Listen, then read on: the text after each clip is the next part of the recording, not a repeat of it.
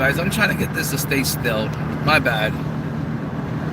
But I'll fix it in a second. I just got to get to a light. Alright, there it goes. But yeah, guys, the internet went out. Like I said, it's real stormy out here. And I was able to get it back to connect. But I got to get out there and I got to buy a different hotspot. That's for sure. I got to buy a new hotspot.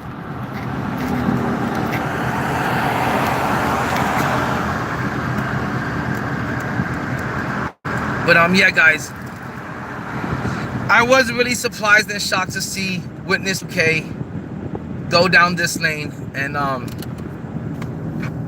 you know, just make such negative, toxic content when he's so usually positive. And a lot of these attacks that he made, some of them were contradicting to his own channel, like talking about there's no reason for King of the Court and good thing it's gone because all it made people do was want to rip packs. And that's the complete opposite. WITNESSES2K in his content, for the most part, is, you know, contributes to, you know, people wanting to rip packs. I'm not saying it's the majority of it, but it doesn't help not want to rip packs. When you watch WITNESSES2K rip packs and his whale watching content and all of that stuff, it puts you in the mood for ripping packs. That's just the truth of it. Yo, what's good, Dalton? Oh my, Dalton, everything's been great, man. My little boy just started 3rd grade. It's been a little bit of a rough start because he did catch COVID from the first week of school. But besides that, he's been doing great. My girl is doing great. My mom is doing great. You know, I'm doing great. Everything's been pretty good. How's everything been with you? I feel like I haven't seen you in forever. Are you still playing My Career by any chance? And are you going to come back to 2K27? Did you do the pre-order, or are you going to wait on that? Or are you okay on 2K? Are you not going to play it this year? What's up, Ethan?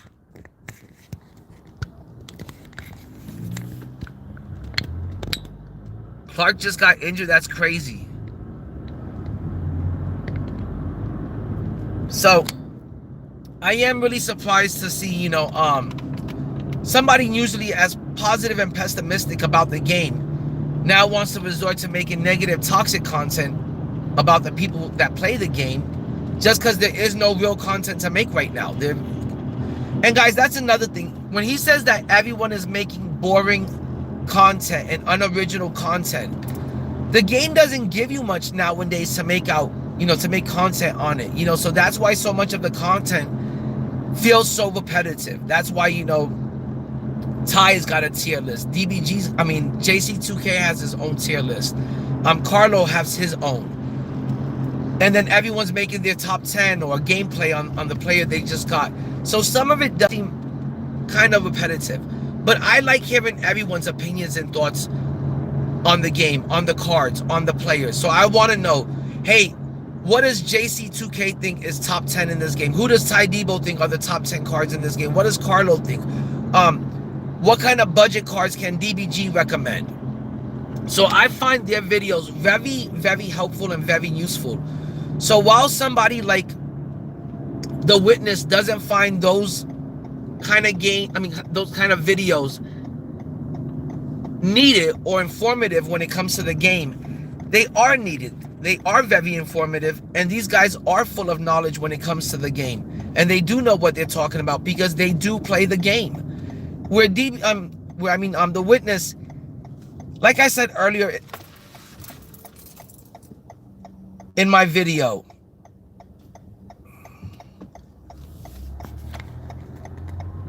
The Witness has been caught numerous amount of times for account sharing. He gets people to play the game for him. He gets people to complete the agendas and complete the challenges.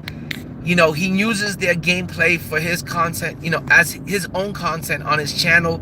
And then he tells you that's me playing the game and that's, you know, my content and me putting out my gameplay. It's really someone else just using his content. I mean, his video, his channel, or it's just him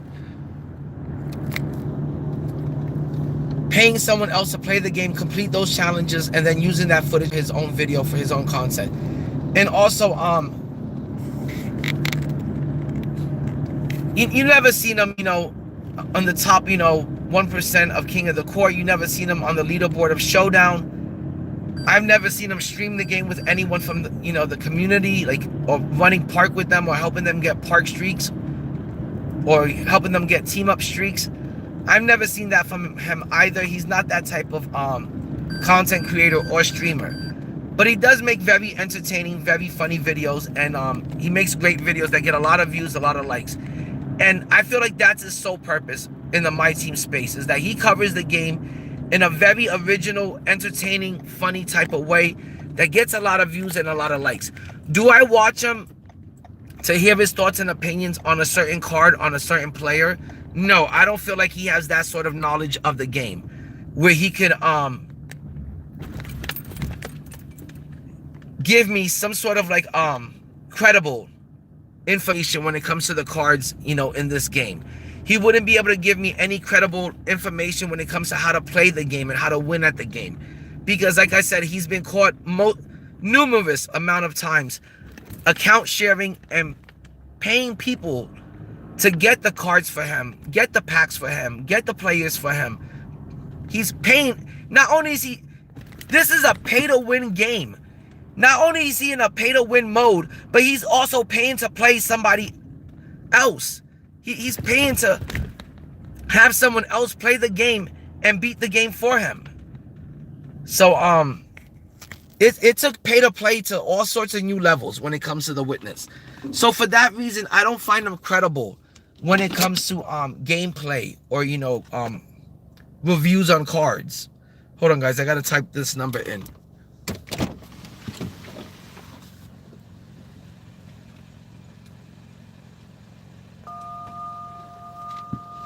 And that's just me keeping it a buck. That's just me keeping it 100.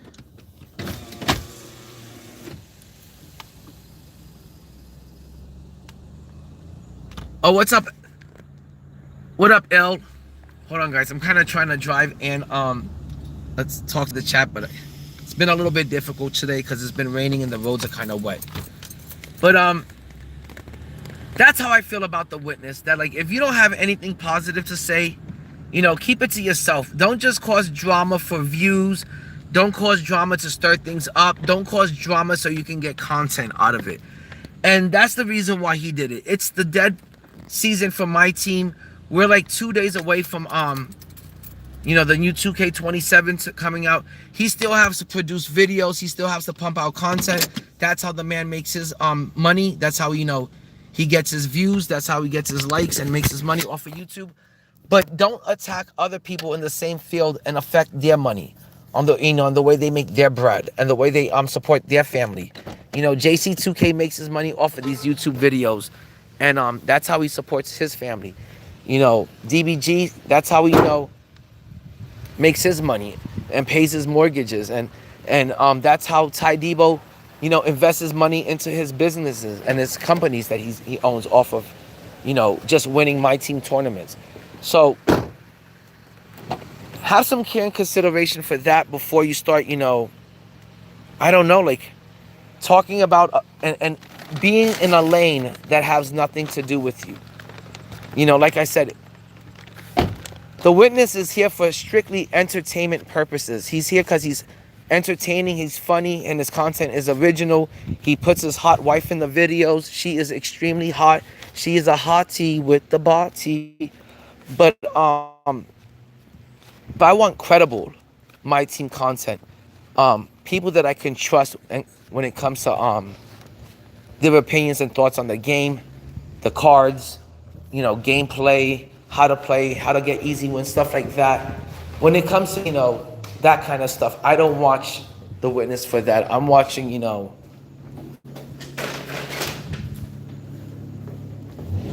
Ty, and I'm watching JC, and I'm watching Carlo for that. And so this is really just some sort of like,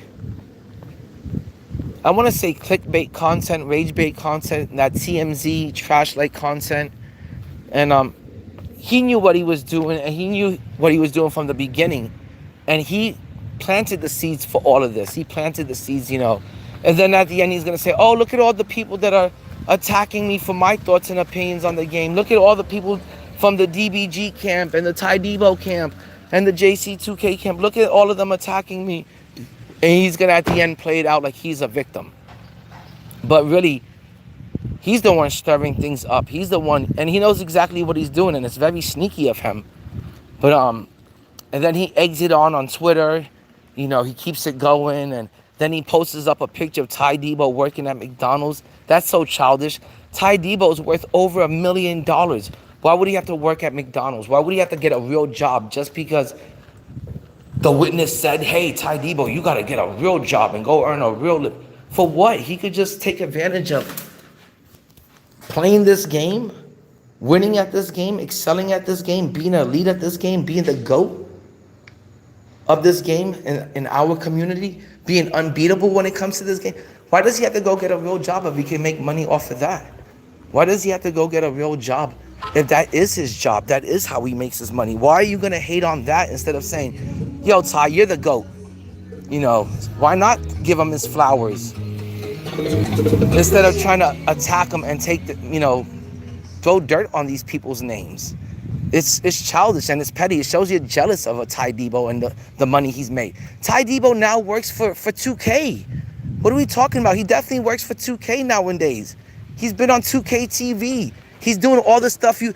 If the witness had a chance to work for the company 2K, get invited to Community Day, plus be on 2K TV, he would jump at it. He'd be fucking sucking them off. Okay? He would suck Mike Wang's wang if he can get on board with the 2K company. And he's just jealous of people that are. That's all it is, and it's petty. It's so petty. It's pathetic. So, you know, I wish sometimes instead of people like trying to just make this kind of negative, toxic content for views and likes on a video or just views, why not just be positive and supportive and say, hey guys, DBG, Ty Debo, Evan Tanaka, JC, Carlo, all of you guys, Decentric, another W year for carrying the community through like another year of my team, through its ups and downs, through its good and bad. You guys made it another good year for everyone. Thanks for, you know, being so entertaining and positive and supportive. Thanks everyone. Great job, W everyone, you know, in the My Team family. Instead, he wants to say that, oh, they all suck ass and they're all boring.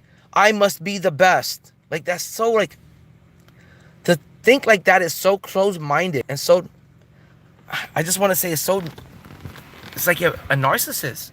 It's so narcissistic. Like, I can't stand it. And it's really petty, you know, for people to... Oh, what's good, FOMO? I'm glad you're back, FOMO. Yo, what's good, Matthew? What's good? Oh, that's great to hear. I haven't played 2K since March or so. I got burnt out. I'm debating on getting 2K27. Life ain't cheap as it is. Oh my God, Dalton. And I didn't see that comment. I was driving at the time. But, you know, that's another thing that, guys, if we don't start admitting, like everyone said, Ambish kept it real. That's another person that the witness was kind of attacking, was Ambish. And Ambish and DBG kept it 100. They kept it real and they kept it honest. And this game is too much money. You gotta pay 150 fucking US dollars to pre-order the game. You then, my gosh, if you want one decent card, you're gonna wanna buy level 40, the Pro Pass and the level 40 skips. That's another $100 right there. So now you're at 250. And then if you wanna have any MT whatsoever in day one, week one, so you could take advantage of the auction house by getting the cards when they're cheap in the first week, when everyone isn't on it because you're on the pre-order schedule, you're gonna have to rip anywhere from $50 to $100 worth of packs. You're now at $350. So it's not just about buying the game. That's the entry fee. That's just to get into the game. You gotta spend about $350 to really be able to play the game. So the fact that you gotta spend $150 just to get the game, and then you definitely gotta spend another good amount of money, whether you're gonna spend it on the Hall of Fame pass and the level skips, or if you're gonna spend it on packs, you're definitely going to have to spend it on something if you want to acquire MT, you know, as soon as the game starts. So people like Ambish, people like DBG, people like a JC2K, they have the, especially JC, not only is he, does he play the game quite often, he has the right to complain about the cost of the game because he is a family man. And he has the right to complain about the game mechanics and the gameplay because he knows the ins and outs of the game mechanics and the gameplay. He knows what it takes because he's played all the previous 2Ks. So he knows what it takes to make a good 2K gameplay wise. With the Witness, like I said earlier, he takes pay to play and pay to win to whole new levels. Not only will he pay for the expensive game, but then he'll pay someone else to play it for him and beat it for him and complete the agendas and the challenges. So why does he care how long it takes you, the people that actually play the game, how long it takes you to grind out those agendas and challenges? Or how expensive it is to, hold on guys. How expensive it is to play this game if you're not a content creator or you're not a streamer. You know, just like Ambish said, most of the people that cover this game, and Ambish knows this and everyone else knows this, most of the people that play this game and rip packs aren't making the money back on those type of videos. And we all know that ripping packs is such a dated way of approaching this game and playing the game, especially with how bad the pack odds are. Now, I'm not saying that the option packs and the Hall of Fame boxes are bad, but packs are terrible. You're only ripping packs in 2K27 if you're a pack addict. And that's all that the Witness is. That's all his channel is pack ripping content and world watching content and squad building content. So I don't know why he over here attacking the people that actually play the game, that know about the game, that have the rights to say stuff about the game because they've been with the game forever and they know the ins and outs of what it takes to make a good Myteam game. They know what it takes to make a good Myteam because they've played them before. And this doesn't sound like a good Myteam. 2K27 doesn't sound like the best. So if these people from Ambish and DBG and JC want to share their thoughts and opinions on it, I don't see what's it to you. What's it such a big deal that you gotta go and make a video about it? He made like a 21-minute video about it. And then he's got to go on to Twitter. And then he's got to beef with Evan Tanaka. Evan Tanaka just got back. I'm so damn thankful that we have good content coming back. Good, fun content. That's also informative content. Like Evan Tanaka coming back. He really knows about the auction house. He really knows what it takes to snipe players and the auction, the market. Not some buffoon and fool like Heat Vike. Okay, Heat Vike is not on that Tanaka level. Tanaka knows about the market, like the way he knows about the back of his hands. Oh, but he knows it that good. Okay, so those are the people that I find credible. Those are the people that have credentials with me. Those are the people I want to watch. And Witness2K, I watch him a lot because he is very funny, very entertaining. But that's all he is. He's not someone that's going to be able to give you a top 10 list. He's not someone that can give you a tier list. He's not someone that could break down the game for you and tell you how to play it and how to get easy wins. He can't tell you which card is better than other. He can't tell you this base and this upper is better, or he can't tell you the SGA or the Kemba Escape, which one is better. He can't tell you none of that because he doesn't play the game like that on a full-time level or like on any sort of comp level. Like I said, I've never seen him on the leaderboard. I've never seen him beat any other content creators or streamers. And it's real funny. All the people that want to talk that talk. Yo, what's up, Nathan? Yes, this is definitely about anti-bullying. All those people that want to talk that kind of trash and be so negative and toxic, you never see say, well, I want to shut up. For example, why doesn't the Witness play Ty Debo? Why doesn't the Witness play JC2K and DBG and Carlo? And while they're playing, they can hash things out. But while they're playing, we could see that who's got the credentials and who should be talking about the game and who shouldn't be talking about the game. We could see who's got knowledge of the game and who could actually play the game and doesn't have knowledge of the game and shouldn't be talking about the game. Much less talking about people in the community that play the actual game, that have knowledge of the game, that know what they're talking about when it comes to the game, that can... I want to say, if those kind of people made 2K, if people like DBG and Ty Debo and JC2K were in charge of making 2K, I'd say they're the type of people that could deliver and make us a really good 2K game. Because their opinions, their thoughts,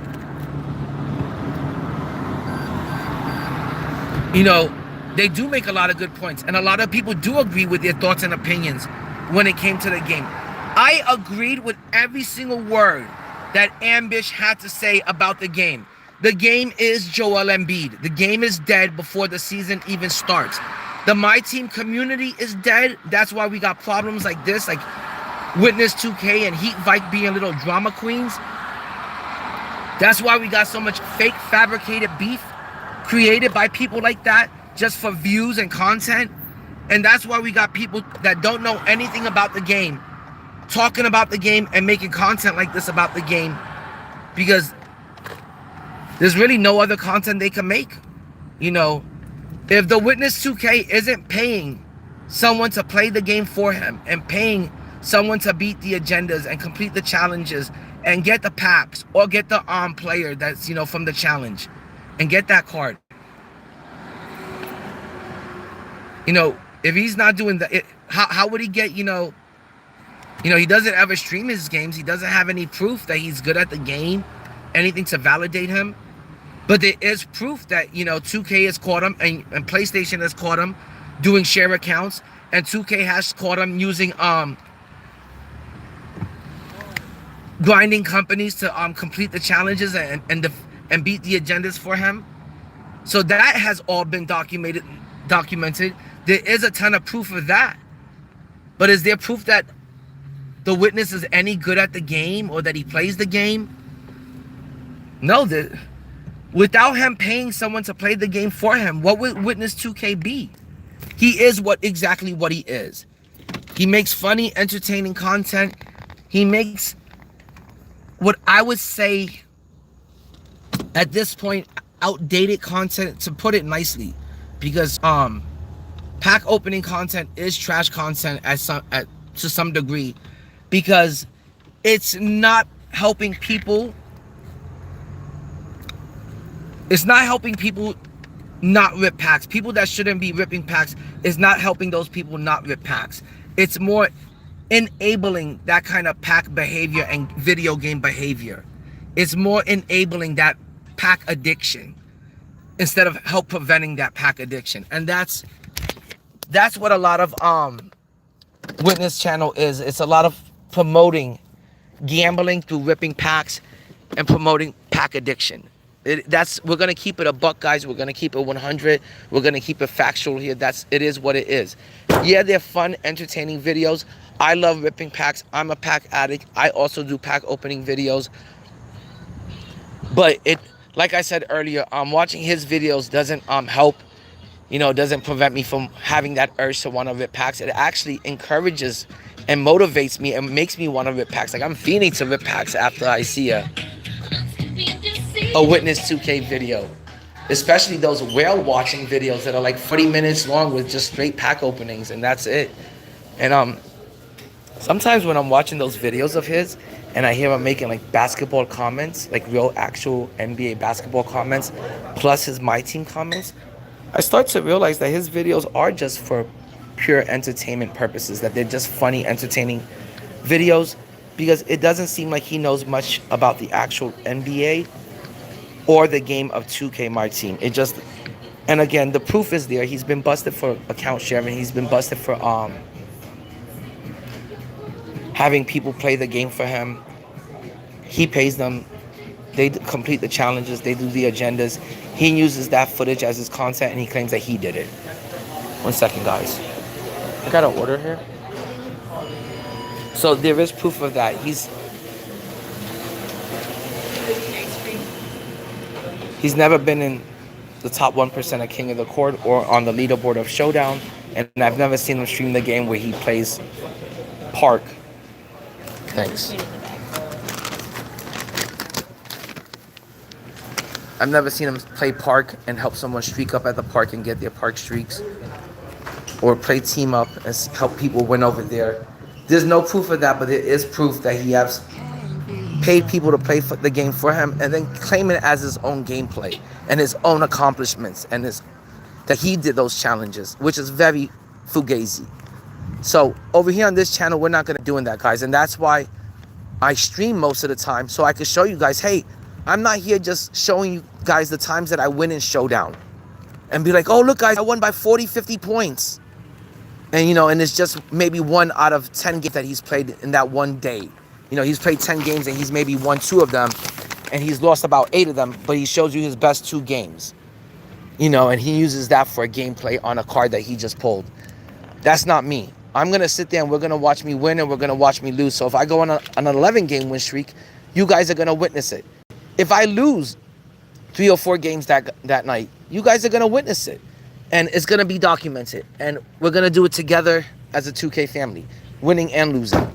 And that's how you get your street cred in this game. That's how you get your credentials, and that's how you get validated within this community. And I just think it's so fugazi and so fake and phony for him to try to say that he's positive, but then he starts negative, toxic beef. He tries to say that King of the Court was all about pressuring people into ripping packs, and Ty Debo is only missing that because he makes money off of that. He doesn't care about his community, and that he's also promoting pack openings because he's got to constantly rip packs to have the best team, and that makes people feel like they have to have the best team to compete in King of the Court. So therefore, King of the Court is just a way to push and force people to rip packs, and he doesn't want to force that upon the community. But his content is all pack opening content. So doesn't that contradict everything that he says? Doesn't that make him very hypocritical? Yo, what up, Ref? What up, Nathan? What up, Cited? What up, Nathan? What up, GG, FOMO, everyone in the house, user MG? But so that's my problem with the beef that's going on right now and the people that are like jumping on board. I see that of course Heat Vike, he swung from the Carlo Vine onto the Witness Vine. He realized that, hey, there's a bigger content creator now that I could jump on board with and get that rub off of him and chase off of his clout and stuff like that. He's now jumped on board with the Witness, and he's now sided with the Witness side of things. And I think that's so pathetic and just also desperate and searching for attention. Also, just the way the Witness is out there searching for attention desperately. And I think it's not only a desperate ploy, but it shows desperation. Like, hey, you know, this is how I got to get the views. You know, hey, this is how I get my views, and this is the kind of content I got to put out because my team is dead right now. So I'm okay with just fabricating content. Hold on, guys. I got to get my phone ready.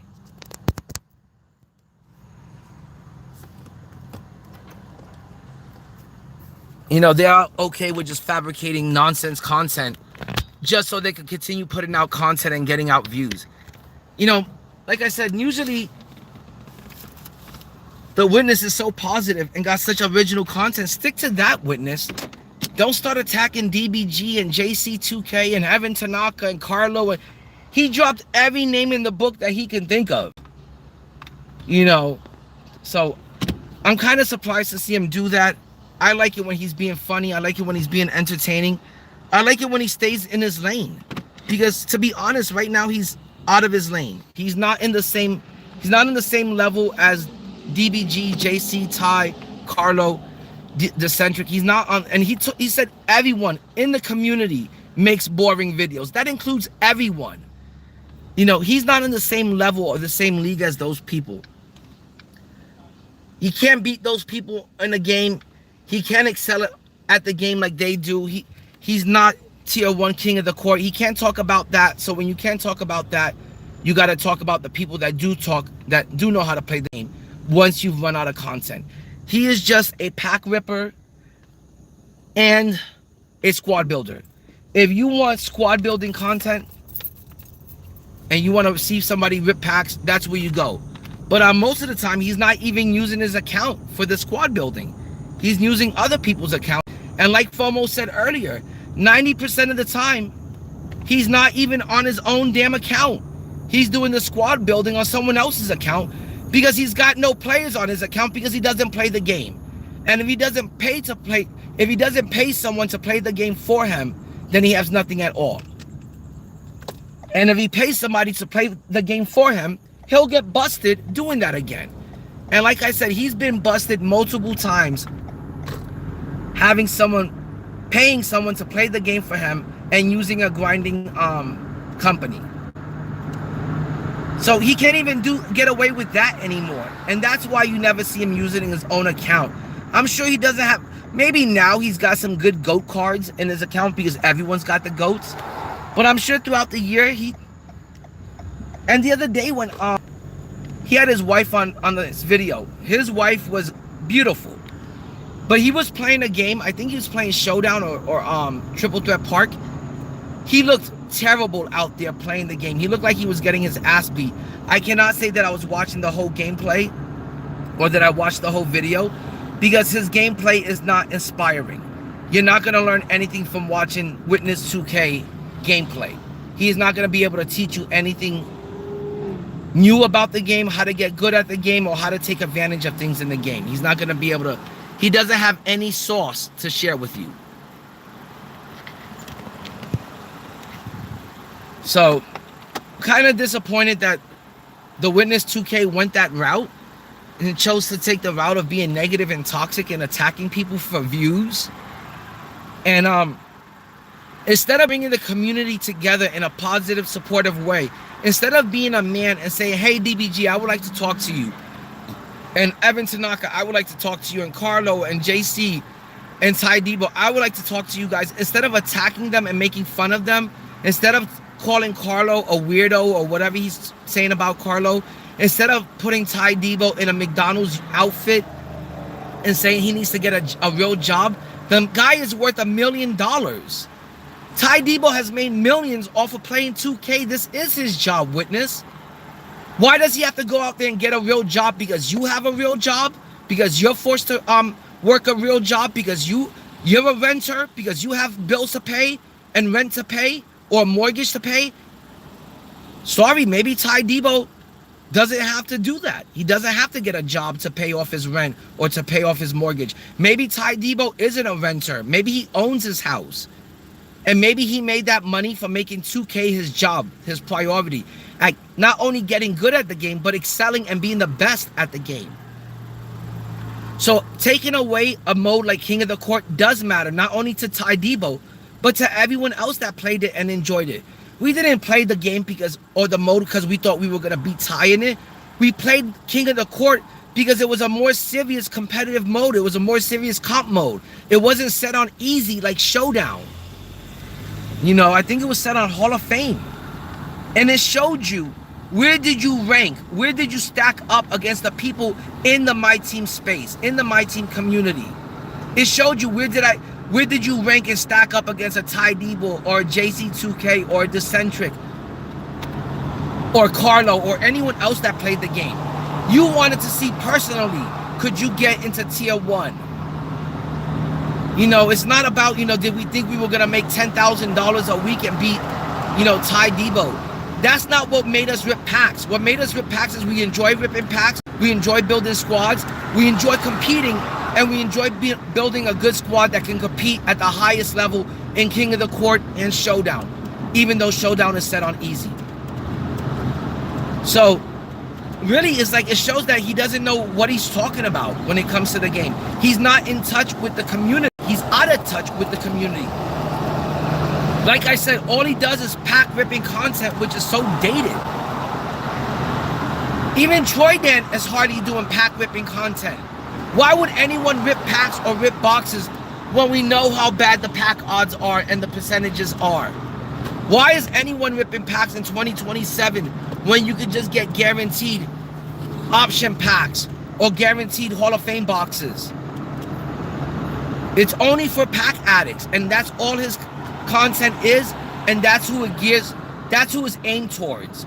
towards taking advantage of people that got to get their fix on and need to watch some sort of pack opening content. I'm one of them. I have to admit, I'm sorry. It's a serious problem. Pack addiction is a serious problem. There is a such thing as pack addiction. It's the same thing as gambling addiction. And I love ripping packs as much as any other pack addict in the Myteam community. Is it something, a habit that's unbreakable? No, you could easily break the habit. I didn't rip as much as I did in 2K24. 2K25 I ripped even less, and 2K26 I even ripped far less. And in 2K27 I'll be even ripping way less. Don't give this company your money.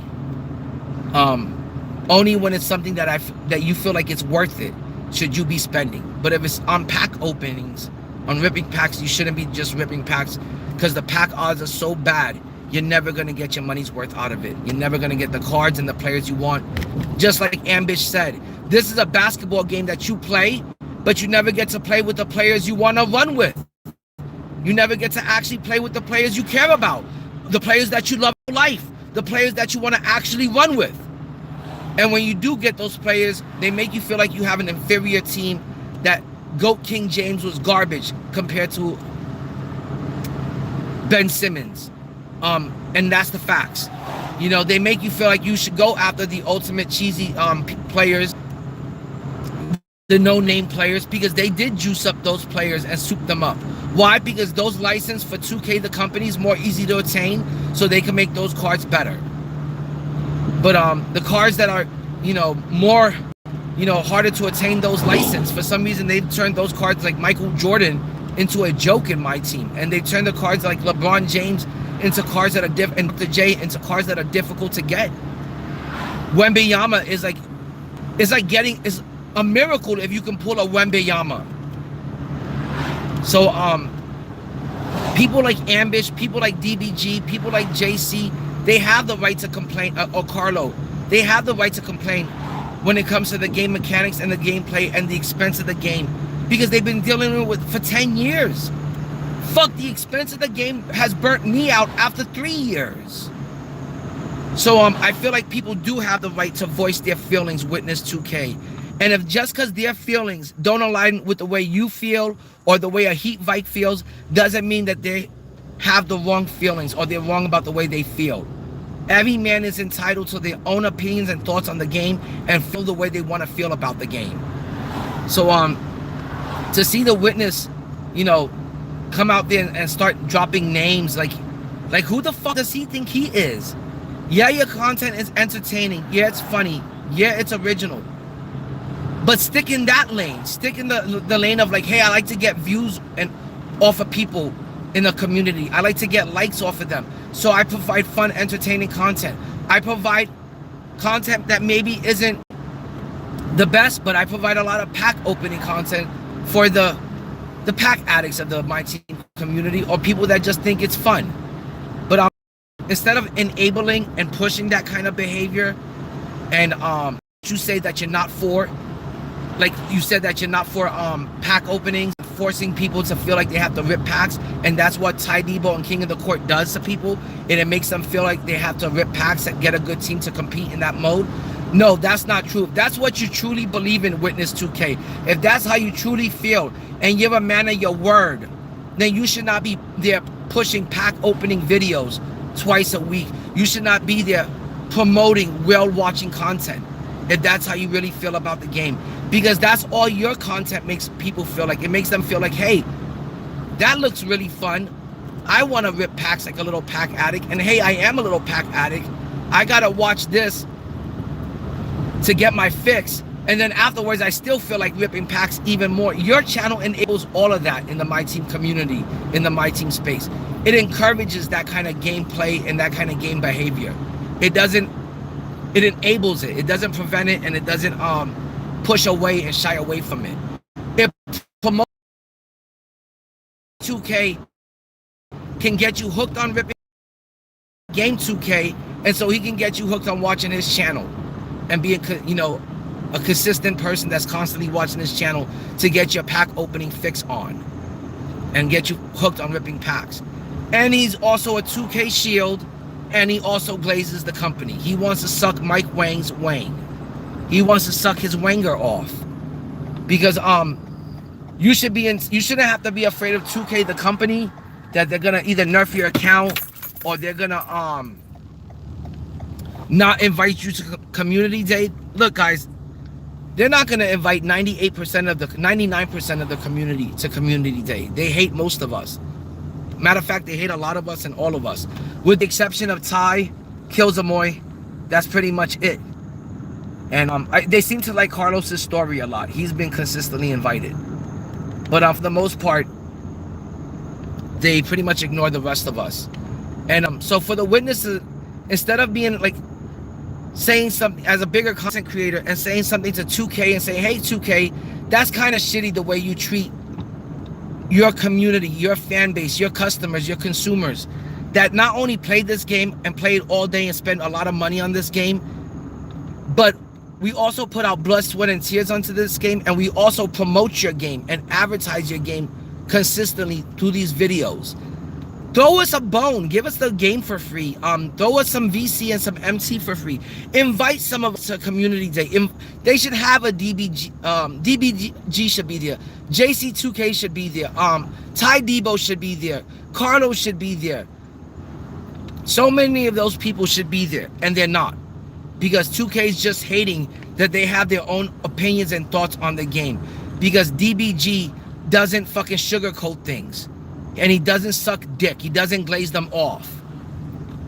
So that's the problem with, everything, is that 2K is really kind of splits the community and divides the community in half and really pits everyone against each other. And then you have people like a Heat Vike, like a Witness2K, that really, they don't help the cause. And instead of trying to mend the situation and make situations better and say, hey DBG, hey Evan Tanaka, hey JC, hey Ty, can we all come together in a video and talk about how the community can be better and how the game can be better, and how we can maybe reach out to 2K to make the game better?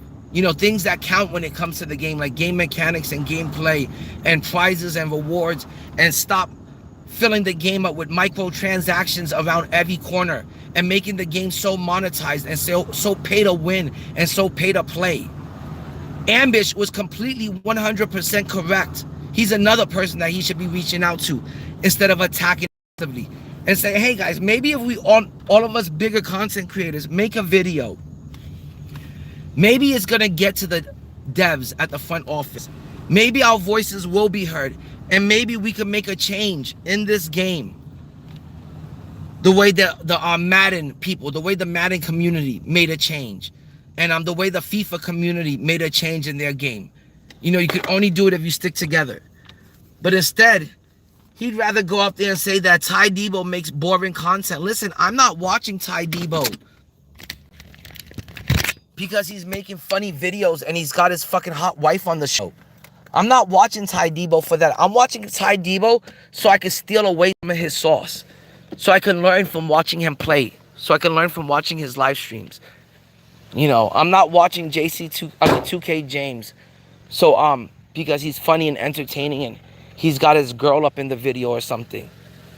I'm watching him because I want to see what can I learn from this guy. What kind of little tips and tricks and tidbits can I take away from him? What kind of sauce can I take away? But these people want to make a big deal about like every little thing and be fucking negative and toxic. And as soon as DBG is back making one video, they're like, oh, it's time to make a video on DBG. He's been back for 3 hours. And that kind of shit don't make any sense. It don't make any sense to sit there and talk about other grown-ass men in the community that actually play the game, that are in their own lane, and you in the lane of being an entertainer. We all know Witness2K don't play the game, and we don't even expect them to play the game. But the last thing we expect them to do is attack the people that are respected within the community and the people that make their bread by making this kind of content about the actual game they play. So there's no reason for him to attack those people and be in their lane and attack them and affect the way they make their money and put out their content and affect their bread and shit. You know, stick to your lane, do what you do. Do what you do best, which is make entertaining, funny videos and pack opening videos that serve its purposes, you know, to the people that find pack videos entertaining or need pack videos because they're pack addicts, or maybe even both. You know, stick to that lane because that's the lane you're in. That's what your content, those are the people it relates to. And people love it. People love his content. No one's expecting him to be a comp player or be a tier 1 king of the court player or to be a tier 1 showdown player or to team up with people and help them get a park streak or a Myteam streak, a team up streak. They're not expecting that from him. So there's no reason to not stay your lane, play your lane, and do what you do best instead of being in their lane, talking about them and nitpicking at them and talking trash about them when you can't even defend yourself in this game and challenge them to a game. He wouldn't even be a challenge for people like Ty Debo, JC, and Carlo. He wouldn't be any challenge towards them. Those people would destroy him in the game. I would defeat WITNESSES2K in the game easily. He is not a threat to anyone. He doesn't pose a threat to anyone. He is not their rival. He's not on their level or in their league. So why make a video if you can't even, you know, like I said, after Evan Tanaka kind of, you know, said something to him, he started like backpedaling. And, you know, once you see people clap back, it's too late to start backpedaling. You know, once you see people calling you out and challenging you and see, hey, well, let's see what you do know about the game. It's too late to backpedal at that point. At that point, you've already attacked Carlo, JC, DBG, Ty Debo, and everyone else in the community for making videos that aren't up to your par, aren't up to your likings and your standards. Well, we're sorry, WITNESSES2K, if you think all of their videos are boring. There's millions of us that find those people's videos entertaining and informative because they got knowledge of the game. You know, sure, I can't say that every DBG video is funny or that he doesn't constantly rant on and that sometimes it isn't negative or depressing, but it nonetheless is informative and it's nonetheless actual and it's factual and it's truth and it's 100%. So I'm going to watch somebody like that because he's got credentials. He's got things that back him up and prove that his word have validation to it. And none of the stuff that WITNESSES2K says has any validation to it. I can't validate anything he's saying. The proof is that he doesn't play the game. He pays people to play the game for him. He pays people to play the game and then use that content and claim it as his own. He doesn't do those pack opening videos himself. Those are on other people's accounts. Especially those whale watching videos. Those aren't his videos and those aren't his accounts. He's just using those people to get views and likes and make videos and content off of it. You know, I really hope that he is friends with somebody like a CB the Grenade and not just using CB the Grenade for content and videos. And I hope now that CB the Grenade has done the right thing from retiring from the game and from ripping packs, I hope, let's see if WITNESSES2K is still going to keep in contact with CB the Grenade. Let's see if WITNESSES2K is still going to be his friend and his buddy. You know, I bet you that's going to be over with now that he can't use them for whale watching videos or pack opening content. So it's so fake and phony, and it's so fake and phony to watch this guy pretend that he knows what he's talking about when he comes to the game mechanics and the gameplay. How could he know anything about the game mechanics or gameplay or understand anything that when it comes to the game mechanics and gameplay? How can he understand which is better, the Kemba escape or the SGA escape, if he doesn't play the game? If he's paying someone else to play the game for him and he's paying to get that content to say that it's his own. How can he tell you the difference from, you know, the Patty Mills base and the Sexton upper, the Sexton release? So, you know, how could anyone find him credible, or how can he have any validation when it comes to like something like a tier list or a top 10 or gameplay on a card? He really doesn't know anything about that player or that card. There's really no way for him to give you any useful information because he lacks knowledge of the game because he doesn't play the game. He's not experienced at playing the game. So that's why I always tell people, stick to your DBG, stick to your JC2K, stick to your Carlo, stick to your Ty Debo.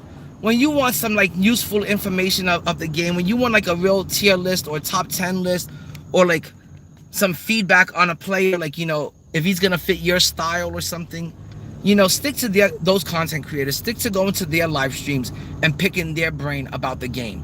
You know, JC2K is always streaming. If you ever got any questions, like, hey, JC2K, is this card any good? Would this card fit my play style?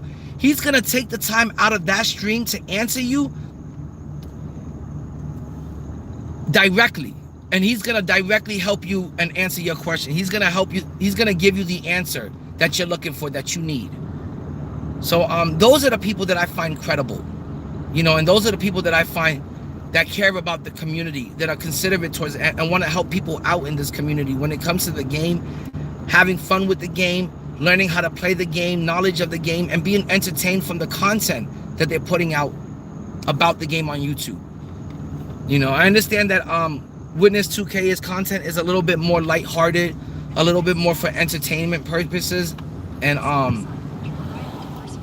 you know, it's more funny content. It's not serious content.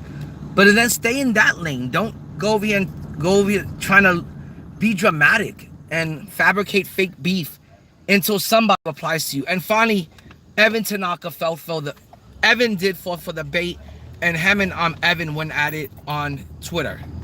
And I think DBG has something to say. And then Ty Debo did fall for the bait. Ty Debo, it's real easy to get Ty Debo to fall for the bait. When Ty gets mad, he does rage bait. He does fall for the rage bait. And the WITNESSES2K put up a video or a picture of Ty Debo working at McDonald's and tells him he needs to get a real job, as if the man doesn't have $1 million in his bank account and will never have to work a real job, especially just because you say so. WITNESSES2K, you are beneath Ty Debo in every capacity, game-wise and financially. And for a grown man to try to tell another grown man what to do and that he's got to get a real job because it doesn't align with what he thinks is a real job, it's pathetic and it's pitiful. And it shows that you're envious and jealous that Ty Debo gets to make money by working with the 2K company, associating himself with the 2K company, and making money off of the game, off of tournaments, off of excelling and being the best at the game, being elite. We would all love to have that career. So it's ridiculous that he even did that, you know. So for that, I want to say kind of like shame on you, WITNESSES2K, and I'm kind of really disappointed and disgusted with the attack that he pretty much had on everyone in the community. He just had something to say about every single person, and I think it was ridiculous. Stick to just showing off your hot wife in your video, because she is a hottie with the body. She's a hottie with the body. And it's great that you felt perfectly fine hoeing out your wife for views, but that's exactly what he did. He hoed his wife out for views, and I think a man with real morals and values wouldn't want his wife on his YouTube video where other guys can gawk and stare at her and beat their meat off to her. I wouldn't want that, and I wouldn't put my wife on a video and hoe her out for views.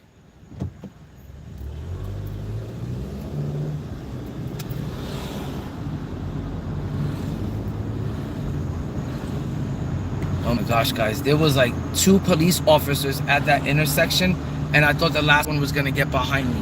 He made a left-hand turn, I made a right-hand turn, and then there's one in front of me right now. So it does make me a little bit nervous, and I always tell people, whenever you see a police officer, don't drive by them, because they can even pull you over, like when you're driving by their side. And don't ever let them get behind you. Don't ever drive in front of a police officer. Even if you're not driving dirty, they're still gonna pull you over. They're still gonna punch in your tags. So if you just want to avoid any sort of police confrontation, don't ever let one get behind you. So, you know, like I said, I'm just really disappointed at Witness2K because I do love his content. I do watch it. I do support it. I'm always watching every video, giving him watch time hours, giving him likes on the videos. I usually leave a comment here and there, even though lately I have not left a comment because I don't watch that much pack opening content anymore. I have to admit, guys, that I'm someone that's, and like DBG said, DBG always said, I wonder what's the effects of constantly watching pack opening videos. And with how many, back in 2K24 and 2K25, there were, especially in 24 and 23, there was constantly someone uploading pack opening videos on YouTube. It was like 24/7. And he always wondered, did it have an adverse effect on the Myteam community? Did it make you want to rip packs even more? Did it influence weak-minded pack addicts like a heat fight? Did it influence them more to want to desperately open up packs? Did it turn them into degenerate gamblers? And to me, the answer is yes. It definitely influences them in a negative, not in a positive way. It definitely enables and pushes and kind of like forces you in that direction of wanting to rip packs and finding fun in it. Where really, there shouldn't be any pack openings at all in Myteam. It's a kid's game. It's a child's game for kids 13 and up. It shouldn't be this costly to play the game. It shouldn't be that predatory to play the game. And it shouldn't be trying to lure people in and be predatory and get them to spend money on the game and rip packs and get money out of them. It shouldn't be any of that. And I've contributed to a lot of that too in 2K24 and 25. But nowadays, I am strongly against ripping packs and pack addiction, and is basically turning you into a degenerate gambler. The only difference is you're not winning money from it. So, you know, I always tell people nowadays, it's not worth ripping packs, especially with as bad as the pack odds are and the pack percentages. It's not worth ripping packs. Now, if you want to rip a guaranteed option pack, like a guaranteed GOAT option pack or GOAT option box or Hall of Fame box, and you feel like you're getting your money's worth, then yeah, you know, rip that pack, rip that box, go ahead and have fun. I'm not going to tell another grown man how to spend their money, or I'm not going to pocket watch and pocket count another grown man. If you want to do that and you feel like you're getting your money's worth, by all means, go ahead and do that. But for the most part, pack openings, when you're just ripping the 20 box or the 51 pack box or single packs, they're not worth it, and they're meant for pack. They're basically meant for pack addicts that cannot control themselves and stop themselves from ripping packs. And you should not be doing that unless you have a content creator or a streamer, which the Witness2K is a content creator, and that's all. And that's my whole point. That's all his content is, and that's all his channel is, and that's what his channel depends on, and that's what his channel thrives on, is pack opening content and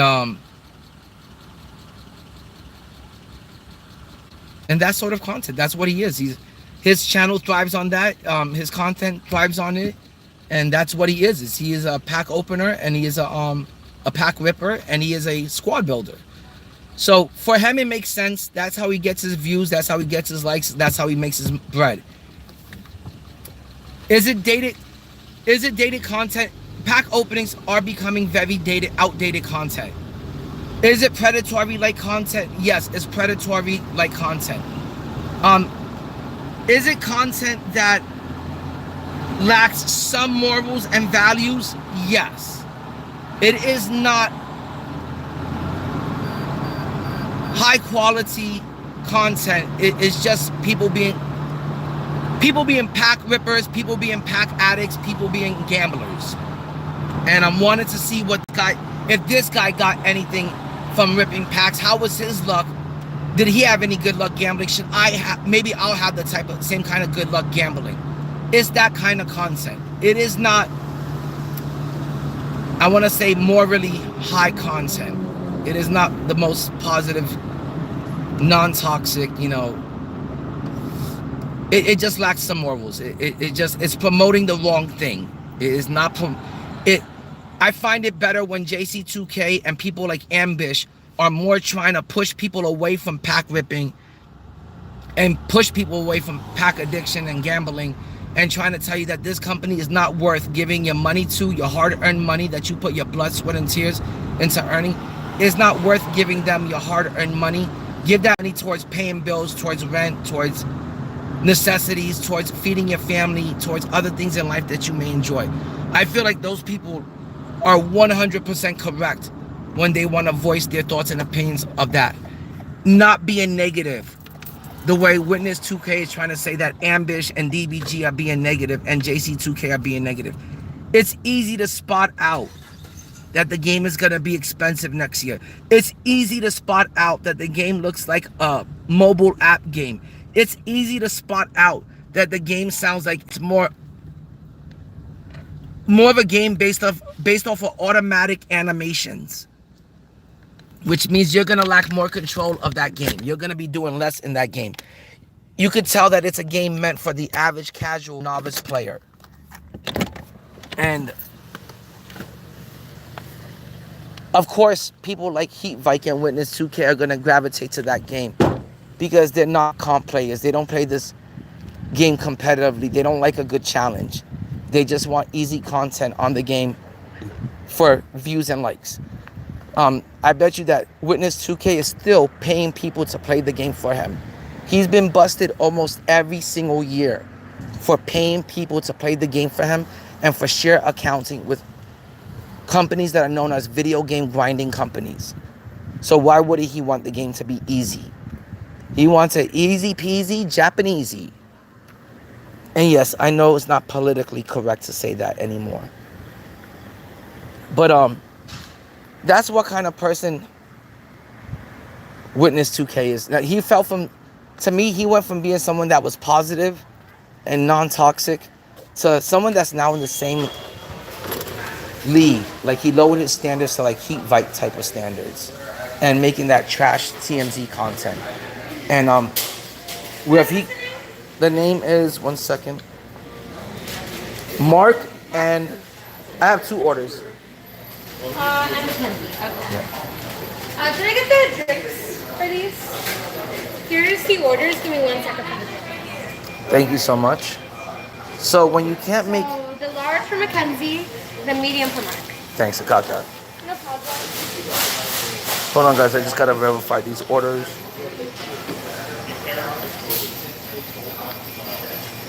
If you get confused, there's like a drink thing, and I'll show you which one it is. Yeah, I got it. Appreciate it, though.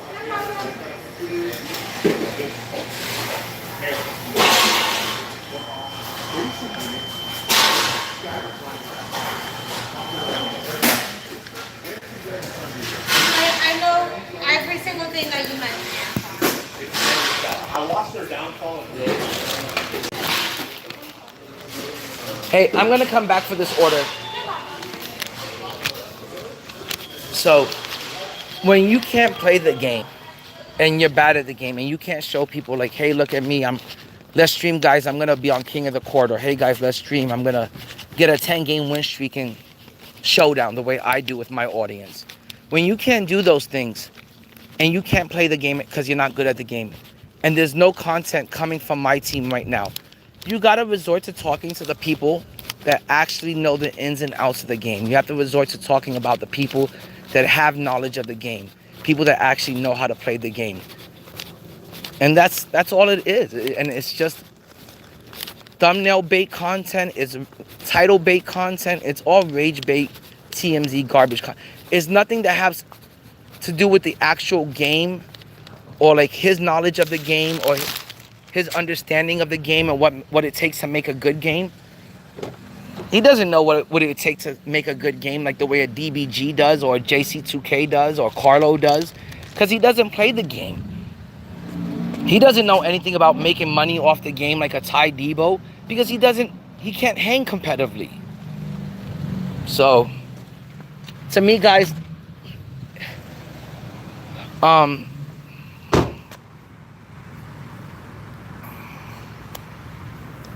to me, guys, it's not that the Witness 2K,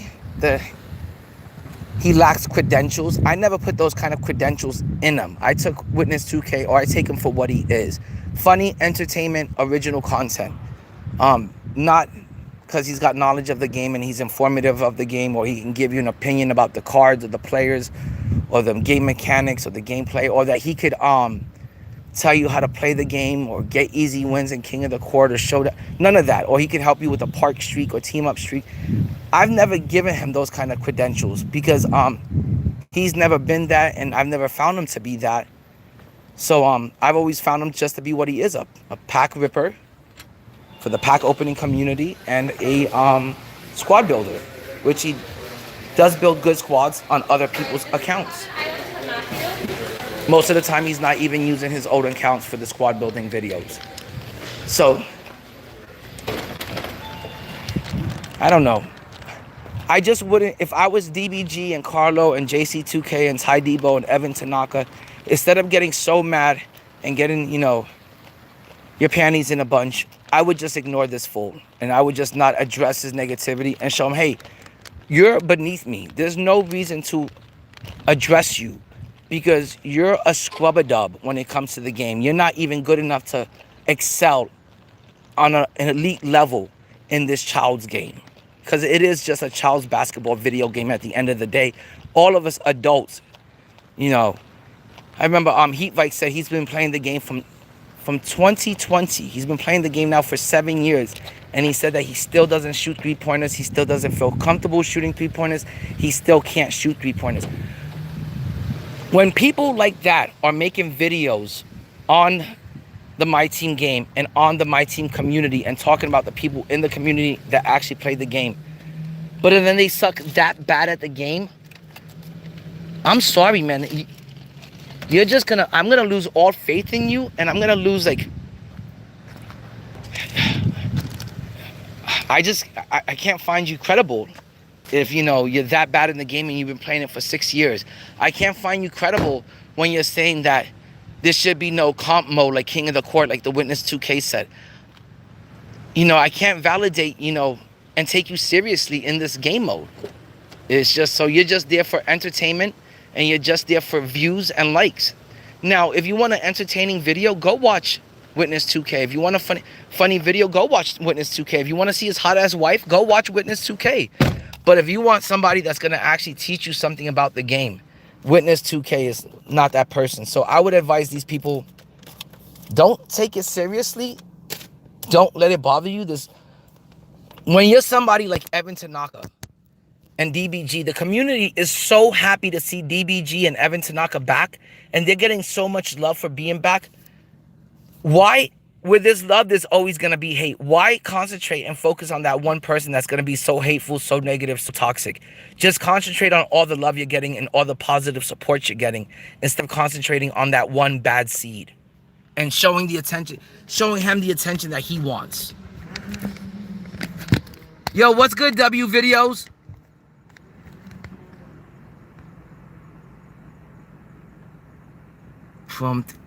I'm going to just call you XP. What's good, XP? I know, and it's crazy, XP. Like, you know, there's people in this community that want to, like, voice their opinions on how expensive this game has gotten, and voice their opinions how wrong this is. It's a child's video game. It's a kid's video game. And yes, I understand there's a lot of adults that play it, but no video game in general should be this expensive to play. It shouldn't be. And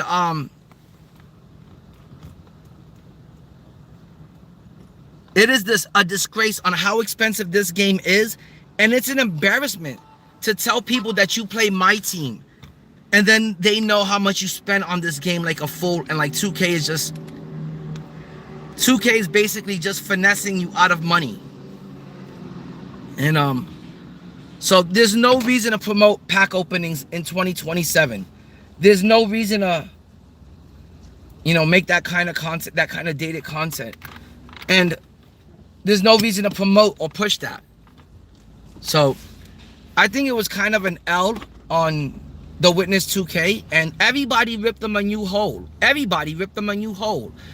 Evan Tanaka took care of it all, you know, and people like DBG, you know, those are the people that I'm going to side with. Those are the people that I'm going to value their thoughts and opinions on the game.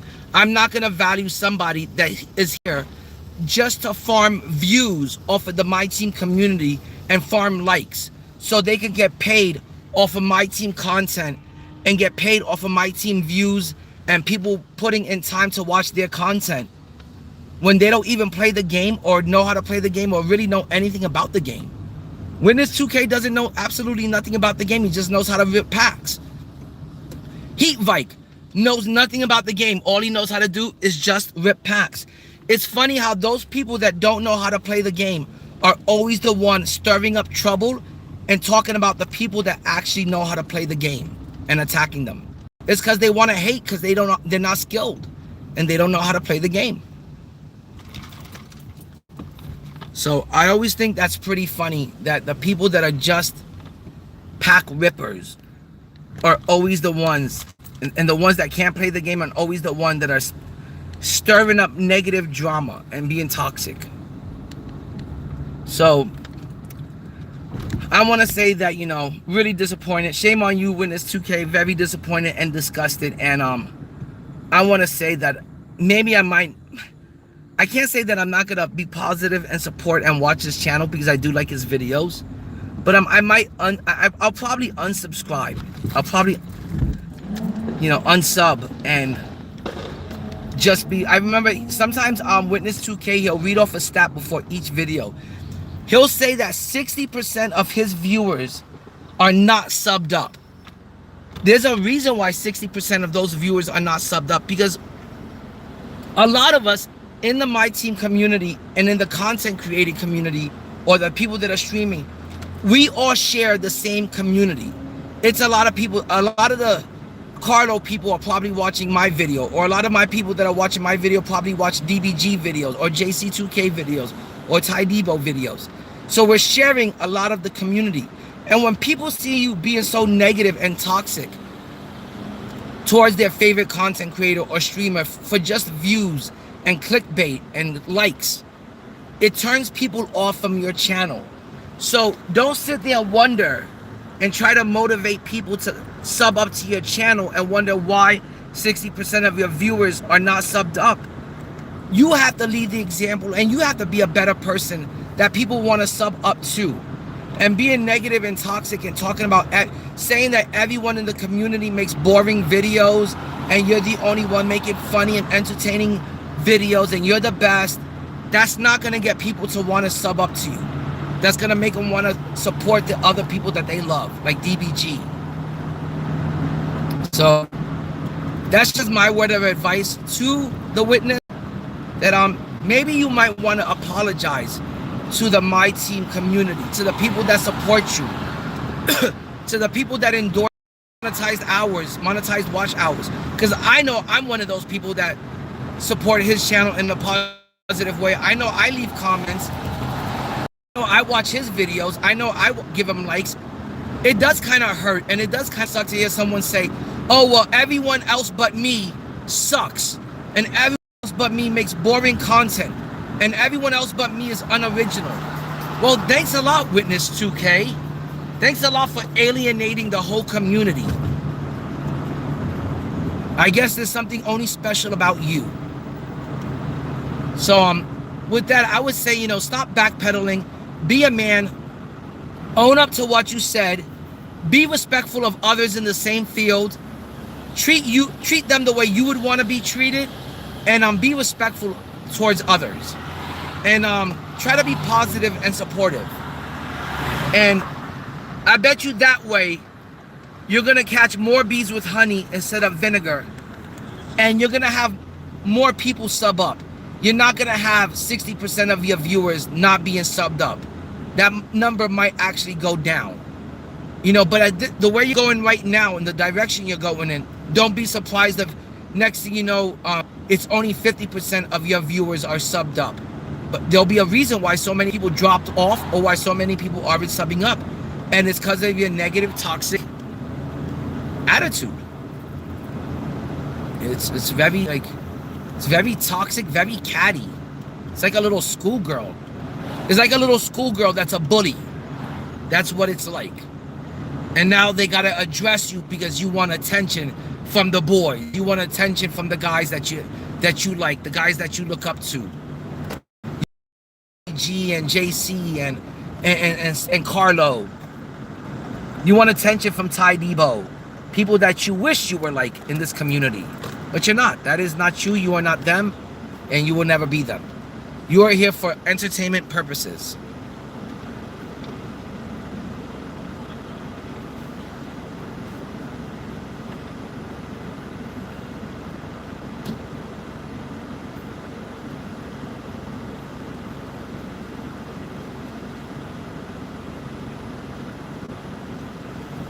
Are you waiting on DoorDash? What's the name on it? Kenzie? Hold on. I got it right here. Mackenzie, and you had a drink. Yeah. Right here. Thank you so much. You have a good night. Appreciate it. Oh, guys, those were some cuties. Those were some cuties. Look at the cuties with the booties.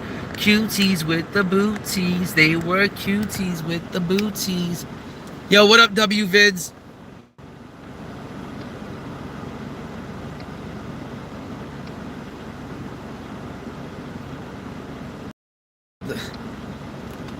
That was the first part of the order, guys. We got to drive 4 minutes away and drop off this second part of the order. Hopefully, we'll get some more cuties when we're dropping off these orders. But yeah, guys, so I think it was a bit disappointing to see Witness2K go this route. And I'm not surprised by it because I see him do it every year pretty much on schedule. But it is disappointing to see a grown-ass man trying to be toxic and negative and trying to dirt on other grown-ass men. You know, and by being gossipy. You know, it is just ridiculous. And I feel like, to me, I've enjoyed DBG. You know, DBG, people like that were out during the pandemic. I hate to say it, guys, they got me through the pandemic. You know, listening to them talk about Myteam and Myteam content and YouTubers on Myteam, like Decentric, I believe, was on during the pandemic. Those kind of people got me through the pandemic. So for Witness2K to say all of them are boring trash and that he's the only good one, that's a fucking lie. That's bullshit. People like that got me through the pandemic and through COVID. And their content was great, and it made a difference to me when during the pandemic, when I had content like that to watch every day and look forward to and have fun with my team. It gave me something to look forward to, and it gave me something, a way to get and what was happening. And to say that those people are boring or those people are garbage and they're trash, or, you know, that's just bullshit, and that's a lie. And I feel like for that reason alone, those people deserve have somebody come out and kind of stick up for them and kind of defend them, because I feel like they've already done a lot for the Myteam community, you know, by just playing the game and putting out content or streaming it, you know, through the good times, through the bad times of this game, through the good times and bad times in life. You know, you could always depend on a Decentric to be there streaming the game at night. You could always depend on a JC2K to be there streaming the game at night, and someone to talk to and talk about the game with, and you know, escape some of the stresses of life. So to me, they've already done so much, way more than people like Heat Vike and Witness2K that have never even streamed the game. I've never seen them, you know, team up with the community in park, or team up or anything like that, help them streak up or anything like that.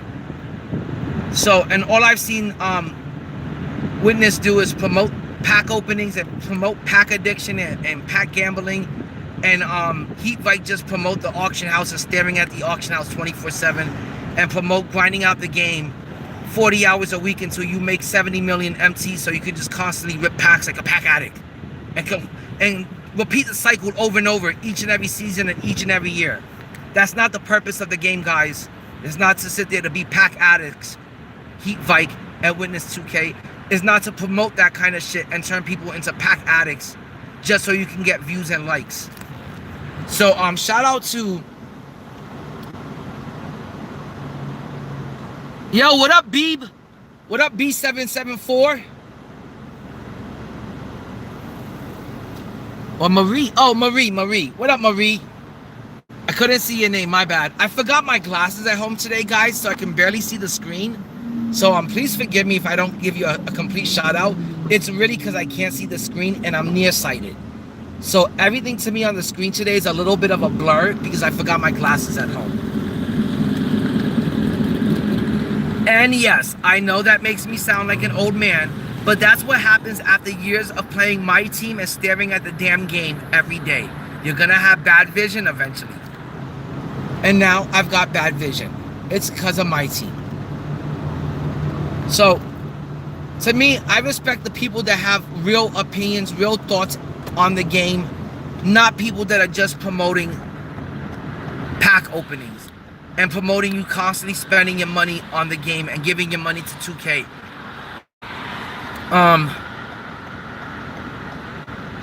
You know, I really want to support people that have knowledge of the game and play the game and are, you know, informative, productive, you know, people, and they produce, you know, informative, productive videos that are useful to the community.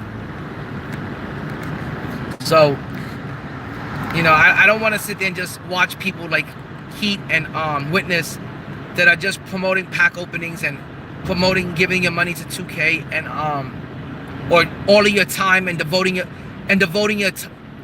dedicating your life to the game. I don't want to promote that kind of content that they promote and push. I don't want to be a part of that kind of content. And I'm not here to say you shouldn't watch Heat Bike or you shouldn't watch Witness2K, but be mindful of who you're watching and who you're supporting. And think about the people that you should really be supporting.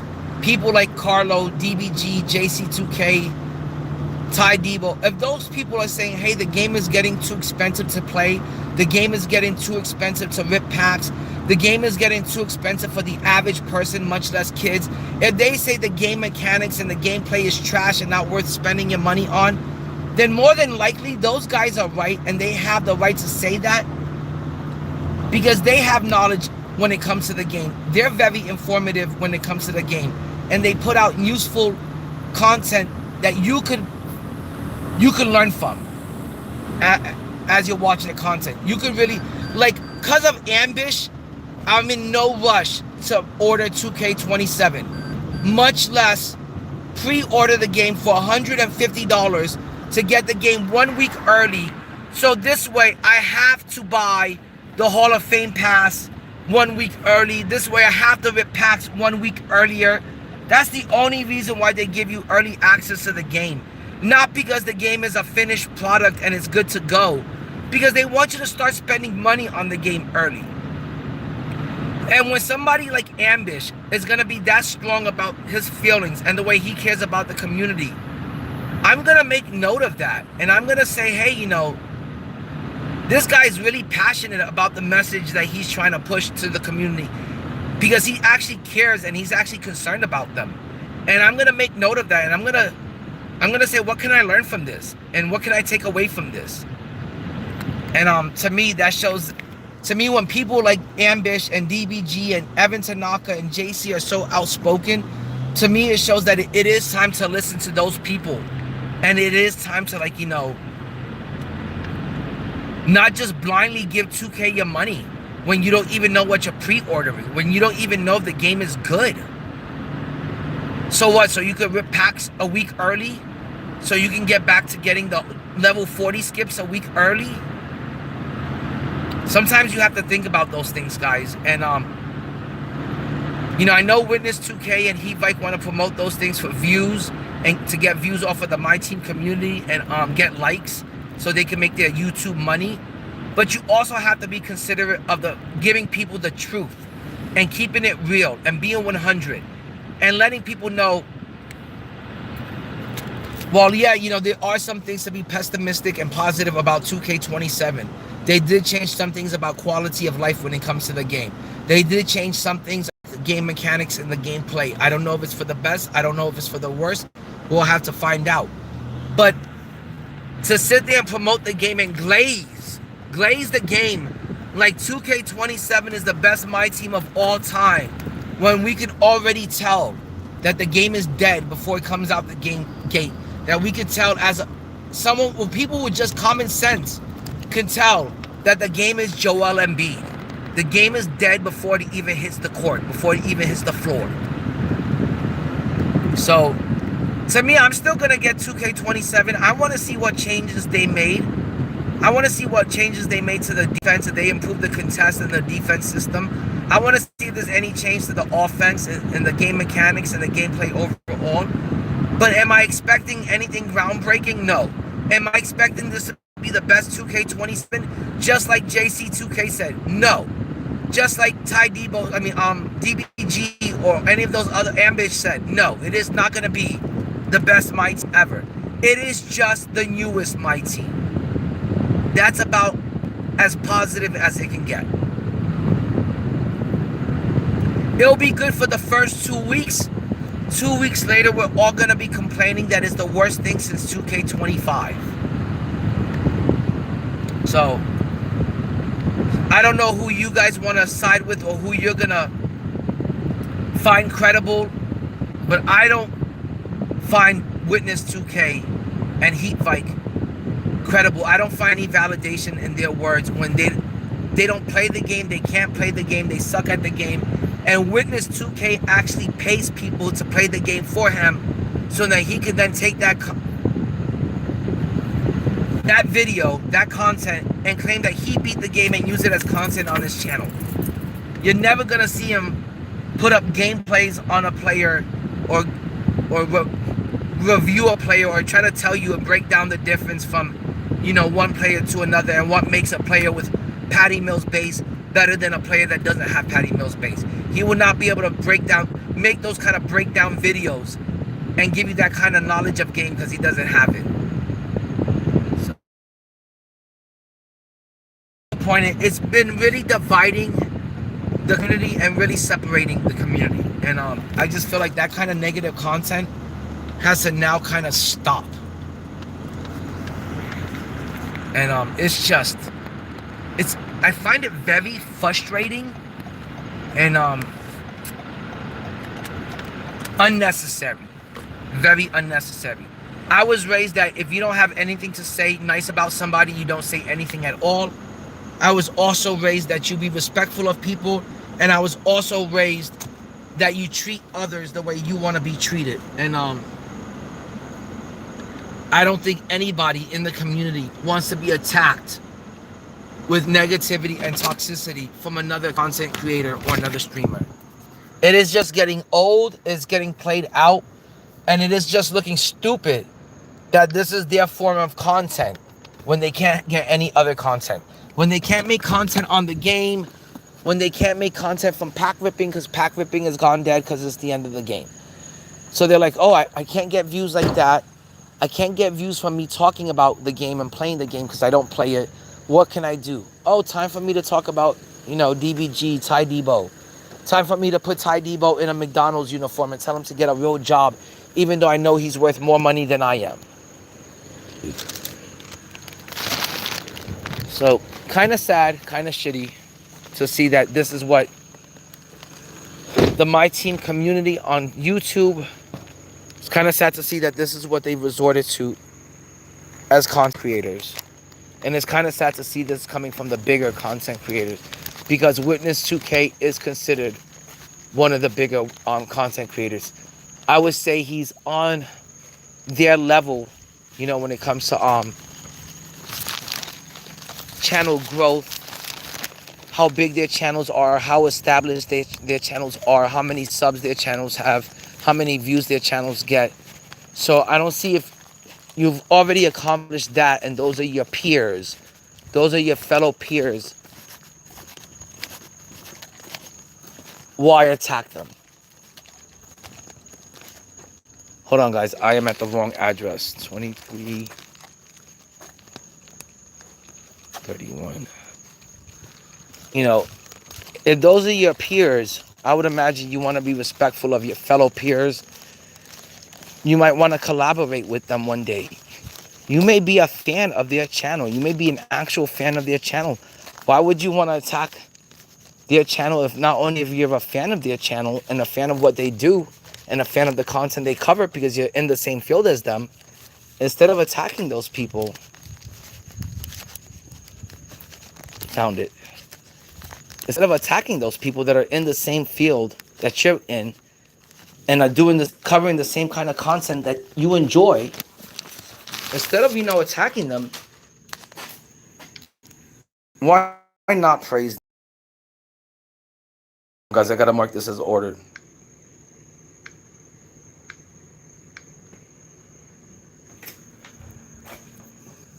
Why not praise them? Why not pat them on the back? Why not say, hey, job well done? W year, guys, for everybody all around. W years, from the bigger content creators to the smaller content creators.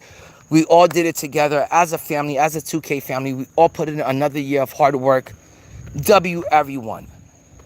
Instead of trying to bring other people down, to raise yourself up.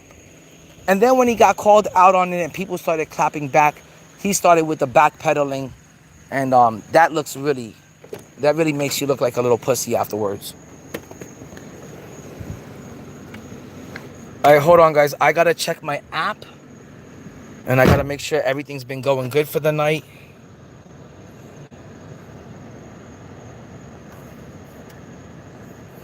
So far, we've taken about 3 orders. And I can't remember how many orders we've taken, but I'm already at 55.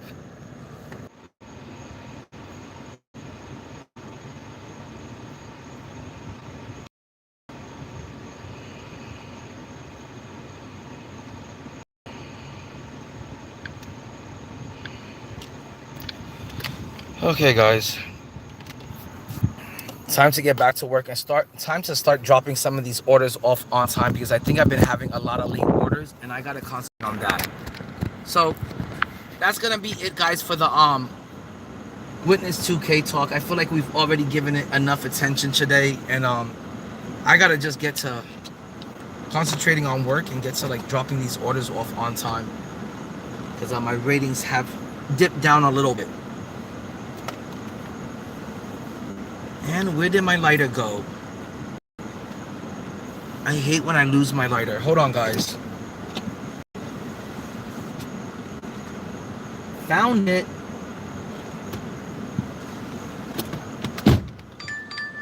Another big order. All right, time to go, because like I said, guys, I want to it on time, and I want to improve my rating. My ratings kind of dipped because I have been focusing too much on NBA 2K. I have been focusing too much on the Myteam community, and so if I go into stealth mode and I'm not saying anything, it's high. Sometimes I get high just to get by, to make it through the workday, because work is that boring. No one likes to work, but we all have to as grown men. And sometimes smoking weed at work definitely makes the time go by faster, and it makes it a little easier to deal with.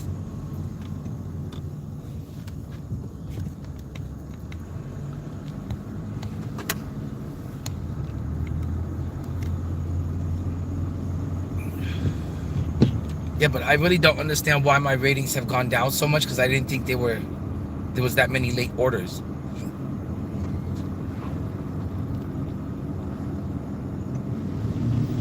But it's saying that I had like a good amount of late orders. So I'm gonna have to start stepping on it and being more productive at work and getting back on track. But I do want to say I'm probably gonna just pick up a few more orders, and then I want to get home and I want to stream the actual game. My boy's got to go to sleep early today because he's got school in the morning. So I do want to get home and jump on the sticks because you know, I know he's got to go to sleep early today and he's got to get ready for school in the morning. So I should be able to, I should have the house to myself tonight. Usually my house is full of like a bunch of night owls. My boy will be up until 2, 3 in the morning with me. My mom likes to stay up late. My girl likes to stay up late. And everybody will be up the whole night with me. And I rarely ever have the house to myself to stream the actual game when I get home. But I'm gonna try to stream tonight. I have reached 100 and I think I'm at 117 showdown wins. I'm in tier 1. I'm 5-2 versus tier 1 players. I think I need at least 2 or 3 more wins before I get onto the Myteam leaderboard. If I can get if I can become 7-2, I think I can make it onto the leaderboard. And besides that, I've just been having a lot of fun with the game. I know we're only like 2 or 3 days away from 2K27. I still haven't pre-ordered the game. I don't know if I want to pre-order the game yet. I think I'm just going to wait for the official release date. I'm in no rush to move on to 2K27. I'm in no rush to play the game with the slower cards that have the bad releases. So, and I'm not a fan of that kind of gameplay. So, I'm not really trying to rush into 2K27. And another thing, I don't know if the game is good or bad. For all I know, the game could be trash. And why would I want to blindly pre-order a game now if I don't know the game is good? I know they don't. 2K hasn't really given us any news when it comes to the gameplay or the game mechanics. So I'm in no rush to blindly give 2K my money just so I can get the game a week in advance. It's just, I don't see the reason behind it.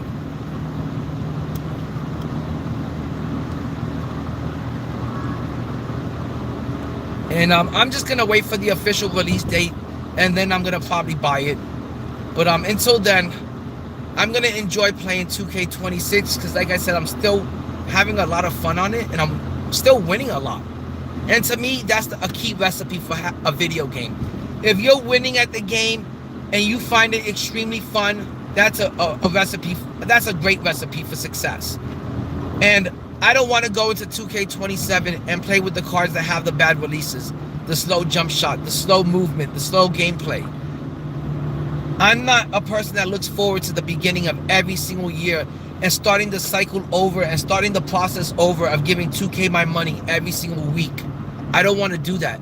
I already have the best cards in the game. Why wouldn't I sit here and enjoy the game a little bit more? Why wouldn't I enjoy these GOATs a little bit more? Why wouldn't I get more wins? So, I have not pre-ordered 2K27.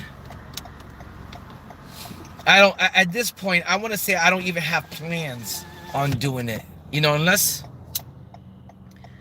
I hear something mind-blowing about the game that gives me a reason. Like there was some sort of like, everybody said the game mechanics and the gameplay were amazing and the best of ever. And the graphics were the best ever. That would make me say, hey, I want to jump on this early. But 2K hasn't told us anything about the game that is making me lean towards, hey, this game is going to be something amazing. Matter of fact, they're making me think that the opposite, that this game is going to be something bad. So there's no reason to rush into 2K27. Hold on, guys. My girl is calling real quick.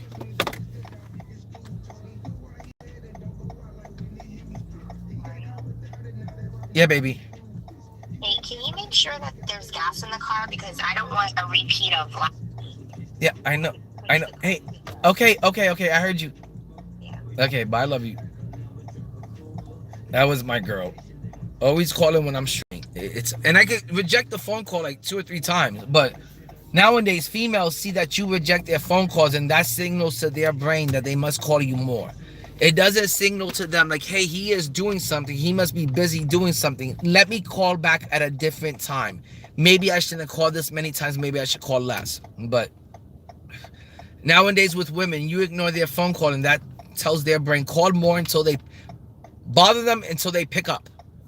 So it's all good. It's my girl, and I love her. Anytime she calls, you know, I'm always concerned about what's going on in the house and if anything's happened to the baby. So I'm always going to pick up that phone call for her because I love her. Even if I'm streaming, I'm going to pick up that phone call. Right now, she was calling to tell me, make sure there's gasolina in the car. I got you, babe. So, you know, like I was talking about, guys, I don't know if I doubt I'm going to pre-order 2K27. I don't mind being on 2K26 for another week. I don't mind if I'm on 2K26 until Black Friday and 2K27 goes on sale like it does every year. That's how much I'm liking the game. That's how much fun I'm having with the game. That's how disappointed I am with what I've heard thus far about 2K27. And I'd rather wait, you know, until I could see some proof from this company that this is a good game, that this is a game worth buying, this is a game giving a company worth giving your money to. If the game sucks, why am I gonna rush into giving 2K $150 to blindly order this game, not knowing if it's good or bad? Why am I gonna just give them my money and say, here's $150? Now that I gave you $150, I'm obligated, and I feel like I gotta play this game even if it sucks ass. I gotta hope it gets better throughout the year with patches. Even if you think it sucks, you now gotta spend $100 for the pro pass and the level skips. You now gotta spend $100 to rip packs, or $20 or $50, whatever it may be. You gotta spend money to make MT in the game if you want it quickly. Or you gotta dedicate a lot of time to playing the game, to grinding out MT.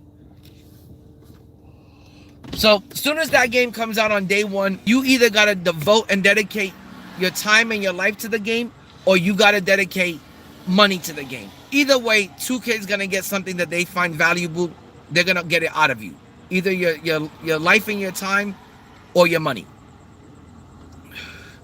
So I'm not in any rush to start the game over and start the cycle over, or, you know, like maybe if they let you carry over the MT from the year before, I would be more ready to start the year over. Maybe if you could drag a player or two from the year before into 2K27, I'd be more happy. But the fact that you just gotta start from the bottom, and the way you work your way all the way back up to the top is by spending money, and a lot of it, that just burns people out. We lost people like Most Ballin this year. You know, guys, we lost Most Ballin. Isn't covering Myteam content anymore because he got burnt out on how expensive the game was. You know, there's so many other people, and there's so many people that are just now barely coming back, and this barely part-time content creators in this community. So, you know, this game burns a lot of people out, and it wears you out. You know, whether you gotta play it constantly and grind it constantly, or you gotta constantly spend on it. So I didn't want to just go and blindly pre-order the game like I do every year, and then after I get the game, I gotta find out if the game is good or bad. After I give 2K $150, I gotta find out if the game is good or bad. After I bought the level skips and level 40, I gotta find out if the game was good or bad. After I cough up about $200. So that's kind of, for me, a tough pill to swallow. And to me, it's just like, you know,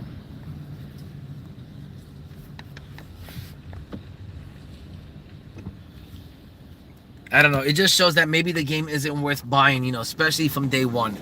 I want to find out if anyone else thinks the game is good first. I want to hear other people's honest thoughts and opinions on the game. And if people say, hey, this game is just 2K26 all over again, then, you know, maybe it's a game that I don't want to own until like Christmas or until Black Friday when it goes on sale.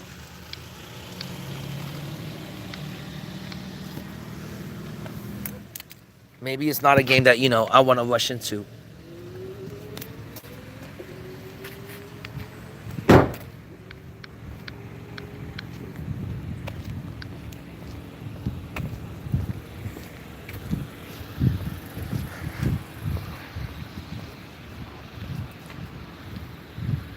Yeah, I gotta really get moving on these orders. I've been like, kind of running late.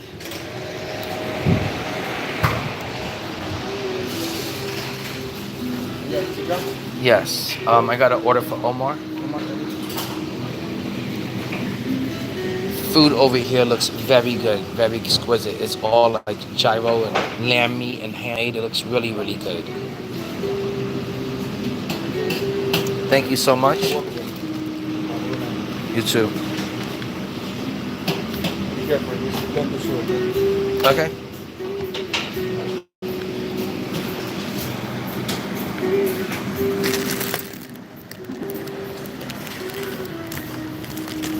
So that's where I'm at with pre-ordering the game.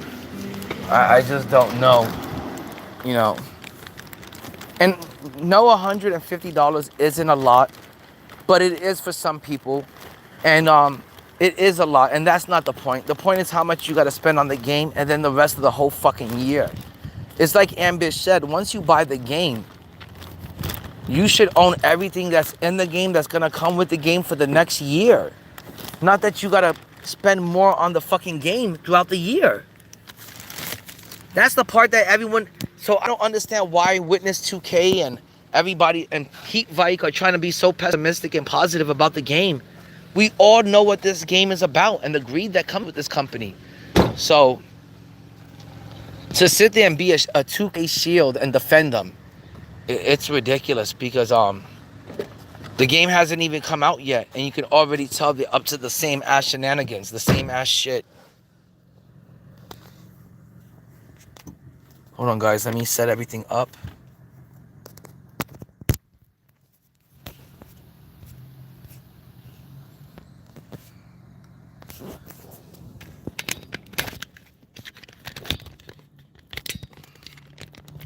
So I don't know if next year I want to, like, you know, I'm definitely not going to be spending next year that much on the game. I probably am going to be no money spent until like season 6, you know, until they give us an invincible pack for $20 that gives you a guaranteed invincible, or a 100 pack for $20 that guarantees you a 100, or some sort of like $100 guaranteed 100 pack, or an invincible pack, or goat pack. Until they start dropping the guaranteed stuff, the stuff that makes it worth paying for, because you're gonna get exactly what you want and you know exactly what you're getting and you feel like it's worth the money you're spending on.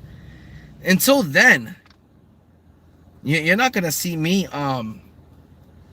spending on this game for diamonds and pink diamonds and galaxy opals, and now these fake dark matters that we get on day 1 of season 1. They're trying to give us 94 overall dark matters. That's not a dark matter. That's a fucking diamond card disguised as a dark matter. That is so fugazi. That's so fake that we're getting a dark matter, a diamond disguised as a dark matter. So I don't want to spend on that. I'd rather spend when the good cards come out. The cards that can play till end of the year. The cards that can play till end game. Alright, this trip is 14 minutes away.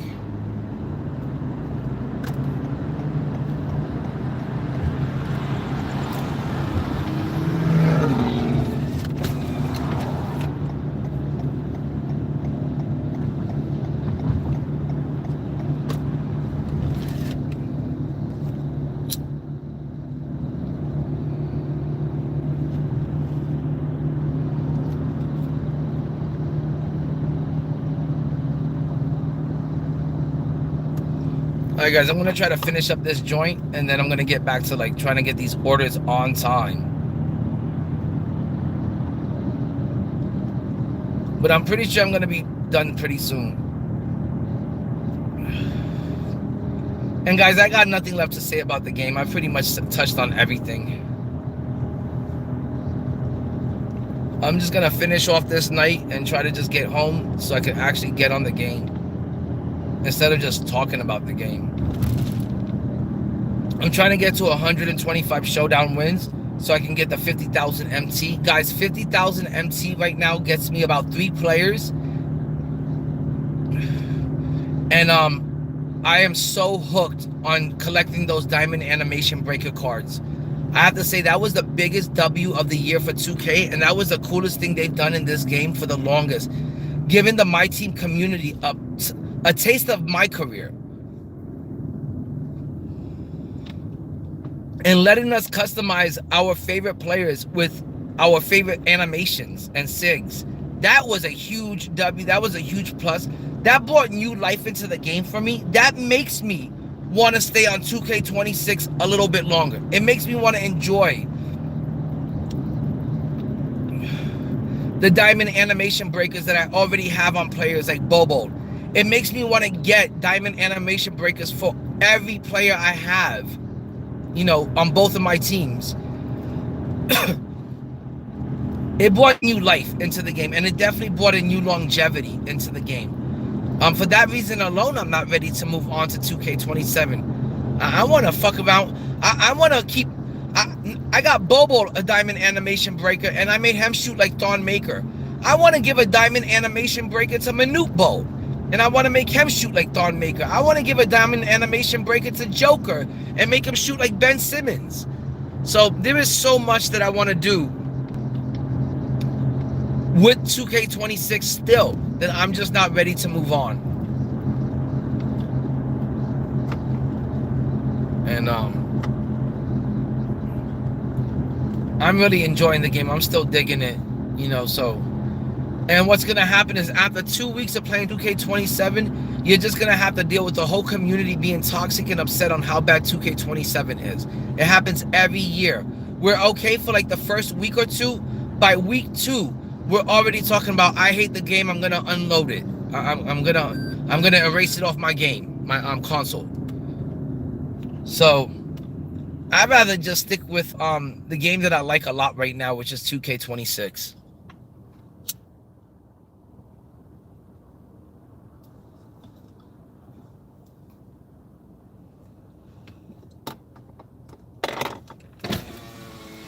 This might turn out to be a long ass night because I gotta make some money out here and I gotta get my ratings up.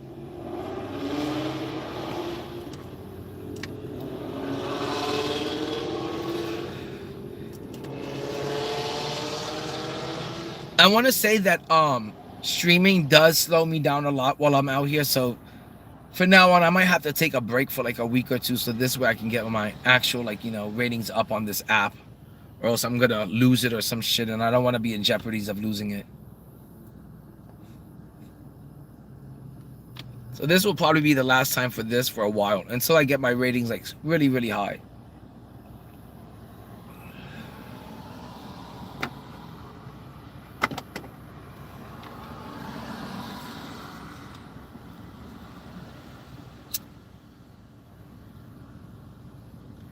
But guys, thanks for all the likes. Try to get it up to 10 if possible. And if you haven't subbed up yet, please sub up.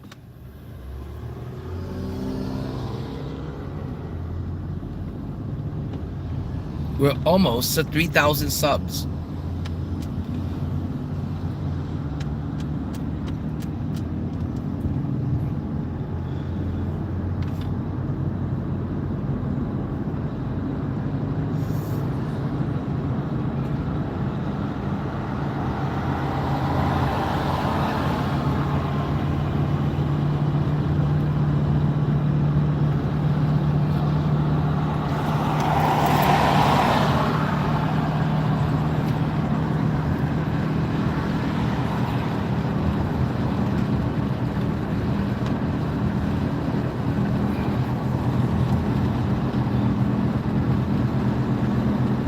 It says we're 9 minutes away from this drop off.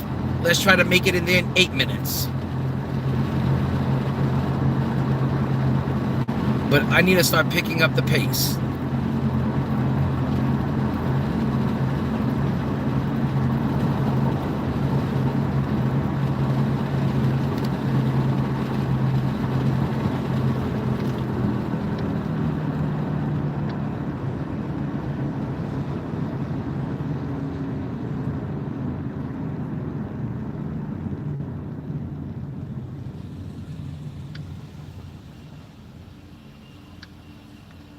The internet today has been like a little...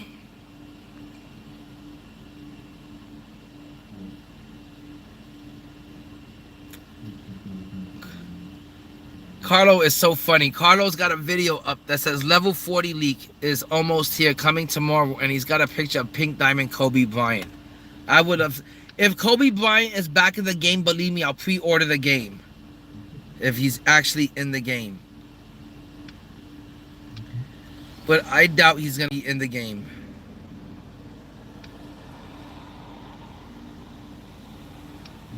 But I would love it if Kobe was back in the game.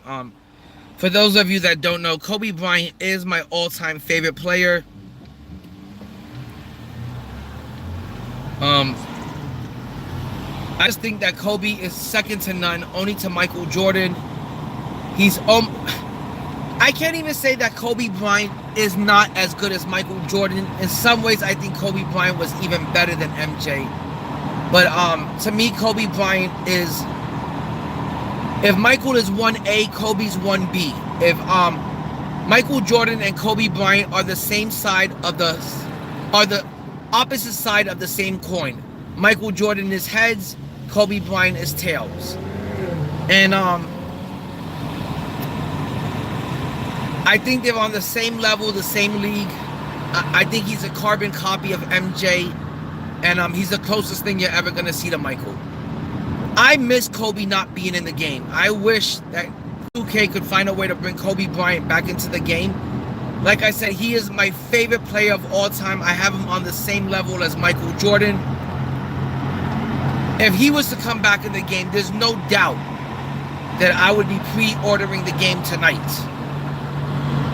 There's no doubt I wouldn't be back on the game 24/7 if Kobe was back in the game.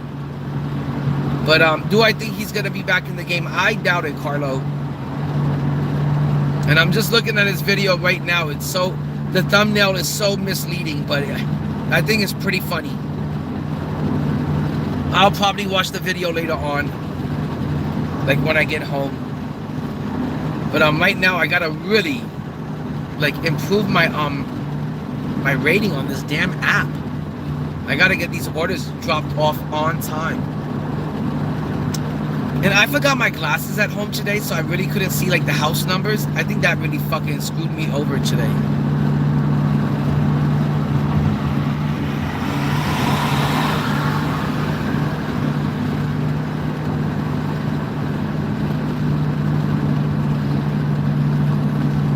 But yeah, guys, I think I'm just gonna wait until the regular release date for 2K27 and just order it on that day. And again, I can't say that I'm gonna be playing 2K27 on a full-time level. I want to say I'm gonna be playing 2K27 part-time and still playing 2K26 part-time.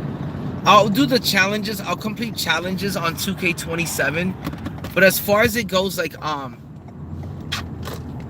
grinding out Showdown, grinding out 200 games every season like I did this year, winning 250 games every season like I did this year, that is not appealing to me on a game that doesn't look, that's not a competitive game, that doesn't have a competitive mode like King of the Court. So I'm just gonna play it part-time, and when it gets really good, you know, when it starts dropping the 100s and then they start dropping Invincibles and they start dropping GOATs, that's when I'll get back into it full-time. Also, another thing, guys, I'm not a fan that they dropped 5 new gems. I don't want to deal with 5 new gem tiers. I think that's ridiculous. That's just another money grab. It's just another way to suck us out of money. So now, before they give you the GOATs, before they give you the Invincibles, or maybe even before they give you the 100s, they're going to have you waste your money on some garbage ass fucking tiers. Who knows what they're going to call them?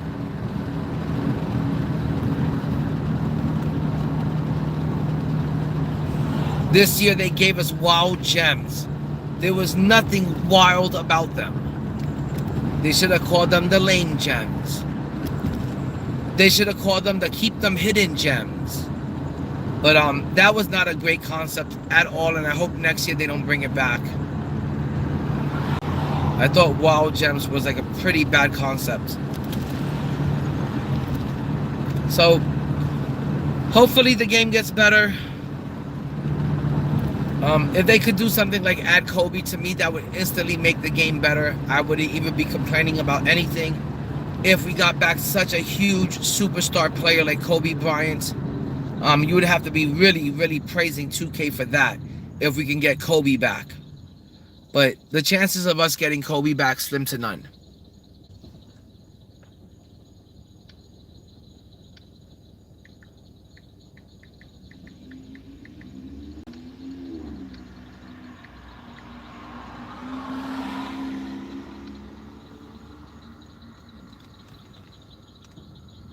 Oh, thanks, Mike. Thanks, Marie. But yeah, guys, it's kind of wait and see for me. I'm gonna wait and see, you know, what the game has to hold. If there's anything actually really good to be excited about. Like, is there anything that's gonna, are people gonna say, hey, the dribbling is the best I've ever seen? Or are they gonna say, hey, they made it difficult to combo up the dribbles? That's what I heard. That they made it difficult to combo up dribbling. Is it gonna be difficult to shake the CPU with the dribble moves? Is the jab step gonna work against the CPU? Is the AI defense gonna be OP next year? Is it gonna be too much? Did they change the shooting? You know, because the last thing people want is them to tamper with the shooting. So let's see what kind of changes they made, and if these changes were for the better or for the worse.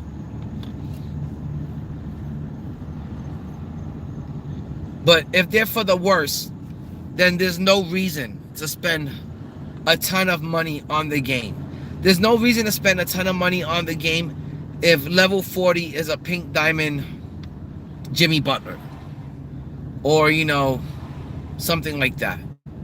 There's no reason to spend money on the game if the promos are bad. The Tuesday promos lane or the Friday promos lane. There's no reason to pre-order the game if they don't even want to give you any information on the game.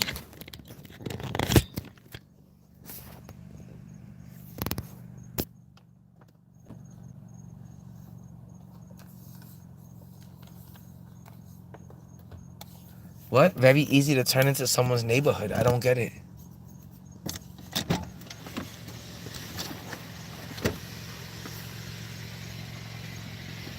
Okay, guys, I gotta drop off this order.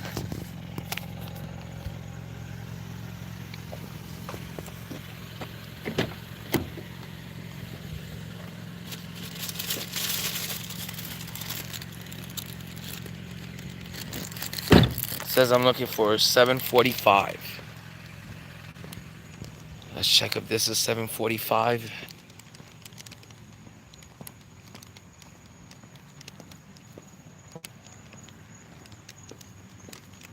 No, this is 733.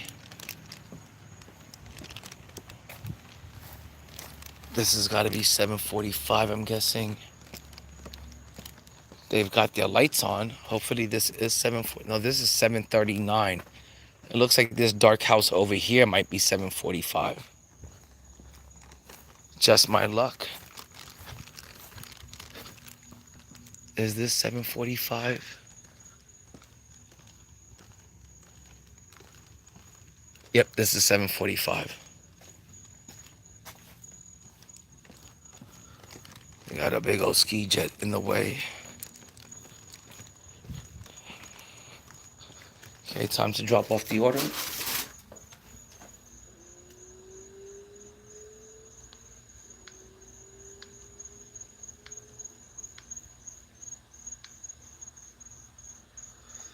All right. Time to skedaddle.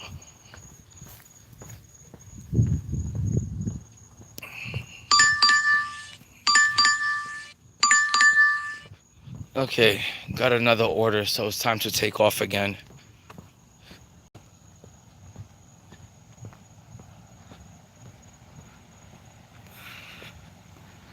Now, let me tell you, I have never been in any sort of car accident, knock on wood, and I'm pretty damn good driver. Some people say the best in Orlando, and I don't know. I think I'm pretty precautious out here, pretty careful. But guys, let me plug back in.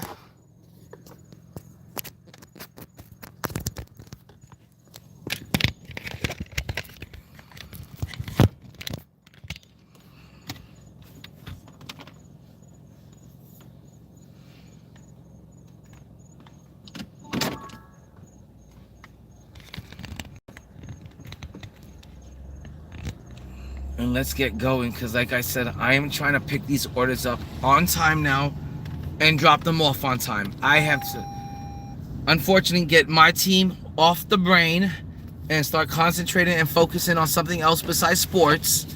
And time to lock in and get my ratings up on this app, because that's how you lose these apps. If you don't like deliver on time, or pick people up on time, or drop them off on time, or drop off the food on time. And remember, each of these apps bring me like $100 a night, if not more. So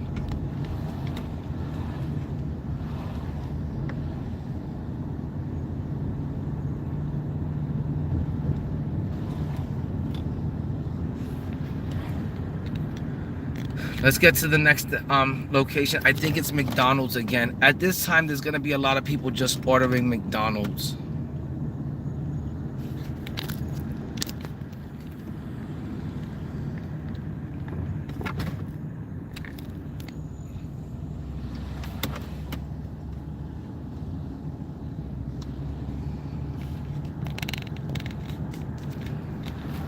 It is so dark out here.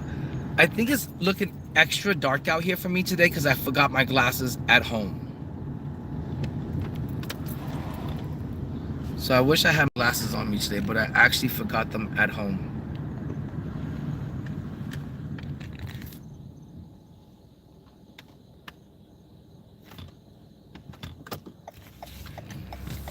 No, we're going to Burger King, it looks like, not Mickey D's. We're going to BK, the home of the Whopper, the home of the King. And let me tell you guys, Burger King is way better than McDonald's, and they actually use real meat. That's pretty fresh. It's not like, you know, bad meat. They said that they actually use like real burgers. I don't know what the fuck McDonald's is using. McDonald's is using some type of GMO, genetically engineered and modified food. It's like, I don't know what that meat is made out of, but it is not hamburger meat. Who knows what it's made of? But I'm gonna pick up a few more orders because I need to make some money. And I need to get my ratings up on this app. I'm kind of worried about it now because I've never seen it this low. I didn't think any of my orders were late today, but I gotta admit, I was not keeping track of it.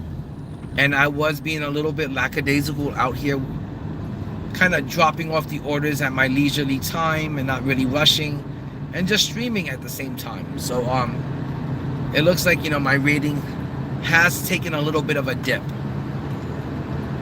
And I really like door dashing because it does give me the time to like stream, talk about the game, talk about basketball, and make money at the same time while I'm while I'm hanging out with the community. So I think that's the best. And I make my YouTube money off of it.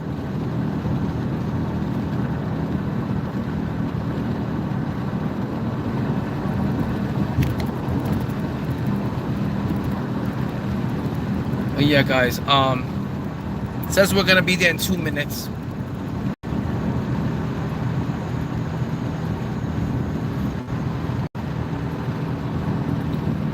I should be able to like just go through the drive-thru. Oh, but I gotta admit, I'm like starving right now and I want to get home and eat dinner.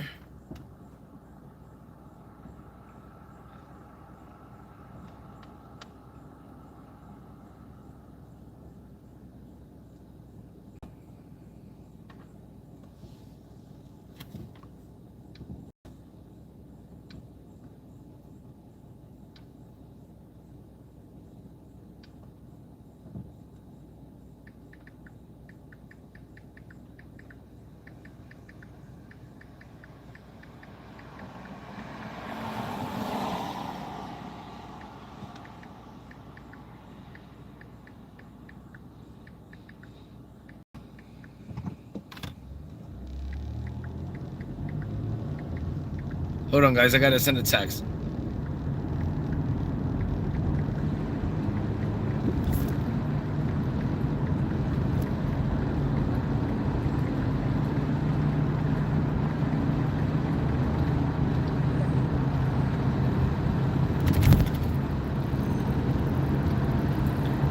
I think I'm gonna be out here for a while tonight because it's kind of looking busy, and I might want to stay out here and make more money instead of just rushing home to get to the game, to be honest.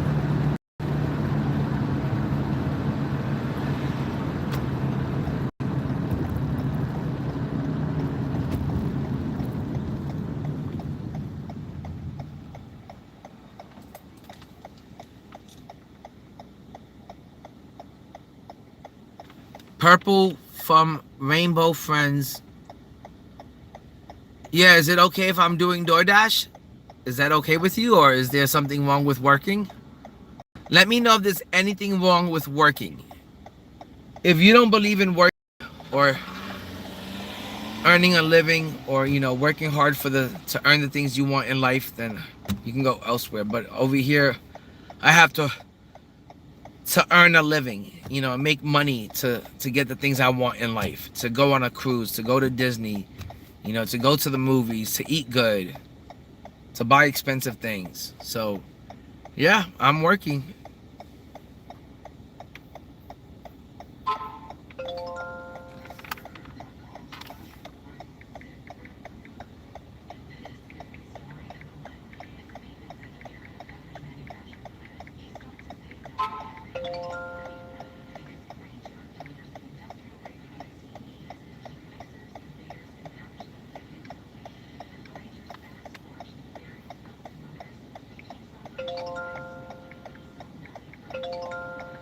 Hold on, guys. I gotta send a text.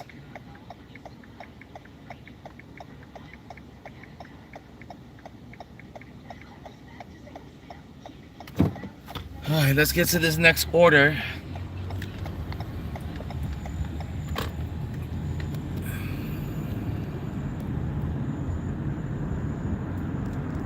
Hope I get to go home after like this next order or two, because I'm getting a little bit tired.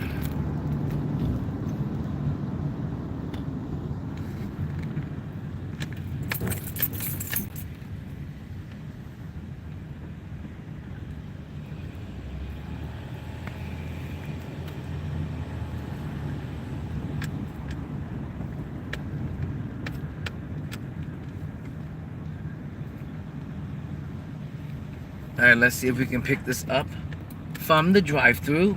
I think we can, so we don't have to get out of the car. Somebody like Winter Bear says, hey, it looks like a lot of work to get in and out of the car.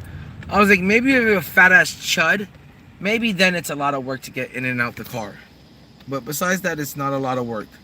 Hi, welcome to Burger King. Can I help you? How you doing? Can I get an order for Caitlin H? You go to the second window, sir. Gotcha.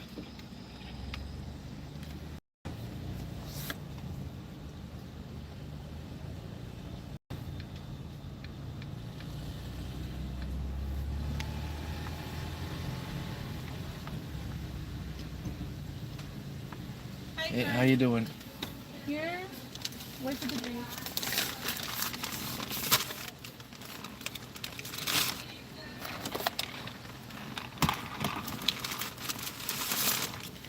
Here, having a great night. You too.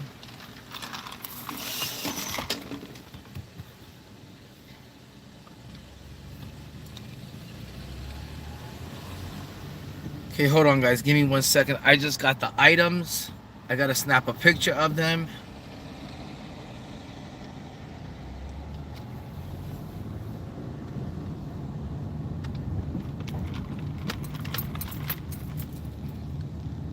This bag of Burger King food is so huge, it looks like an NFL football. That's what the fuck it looks like right now. It looks like this huge, massive NFL football in my front seat. And it's heavy as fuck. There's gotta be like fucking 3 pounds of food in here. Okay, guys, it says we're heading 4 minutes away. Let's try to get there in 3 minutes.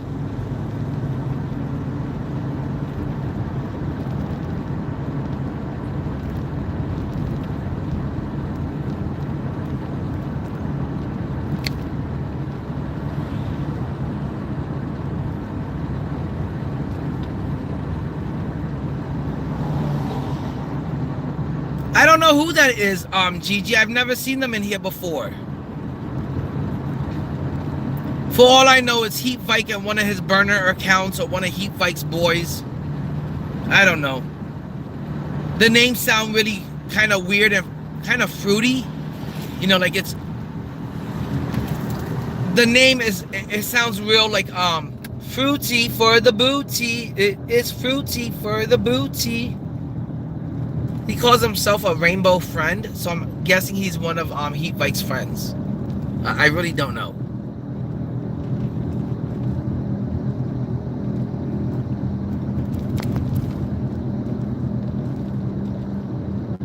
But like I said, anytime I get people in here, it's really hard for these people to like get under my skin or bother me or faze me in any way. But I don't know.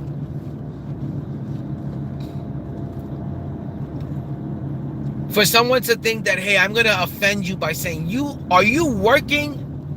Is it just me, or isn't the rest of the world like working too? It might just be me. But I have to get to work. I got money that I need to earn. I got things I want to do this week. I'm really close at getting my third car, my Dodge Challenger. And I'm also going to be dragging my Porsche 928 out of the garage this week. And I want to drag it out, and I want to get some kind of mechanic to start working on it. And let's get to like fixing up this classic, you know, historical Porsche 928. It's a really vintage, really classic car, and I want to fix it up and see if I can flip it for a good profit. I was talking to Chat GPT last night about the car, which is weird because I never talked to the AI.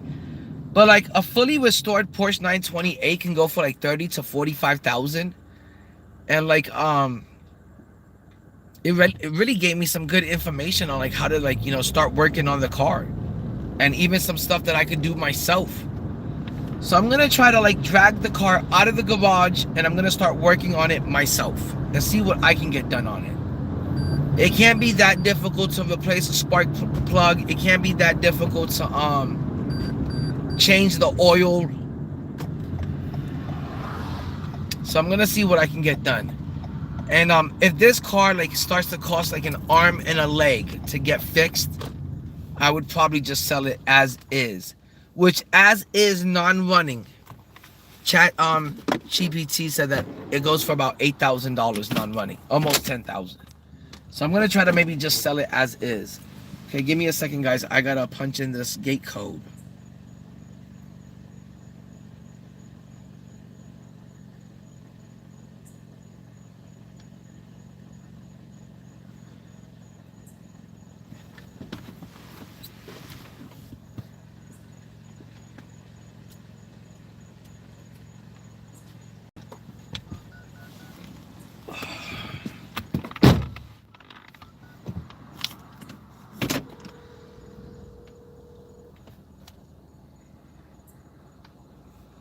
Yeah, Gigi, did you not notice he calls himself Rainbow Friends?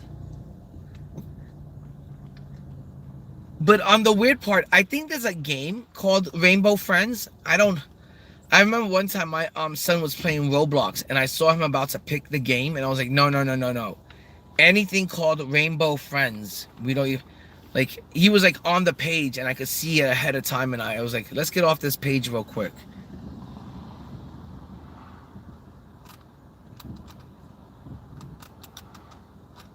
I did put the gate code in. Okay, it opened.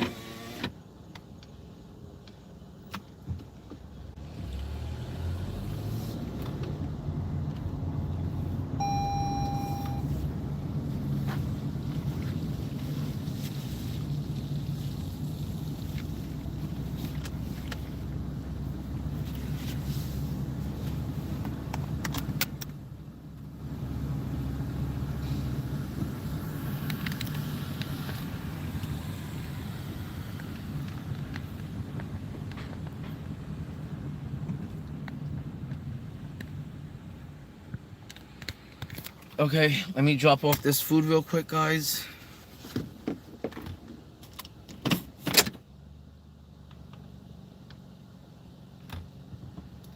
Apartment 206. Let's see if this is gonna be easy to find.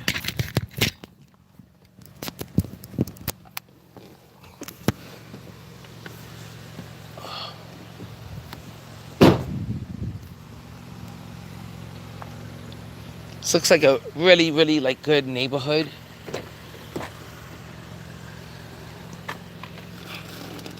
Look at this massive bag of Burger King food. This gotta be like, oh my god, like 5 pounds of food. And like, I don't know how many fucking calories in this bag. Enough to kill a fucking horse.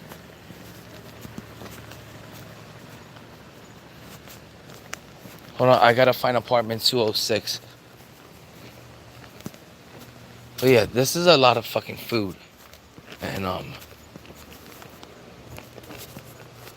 there's gotta be a ton of calories in here. Like I said, enough to kill a horse. I don't feed this kind of food to my family, that's for sure. Okay, I gotta get their drinks.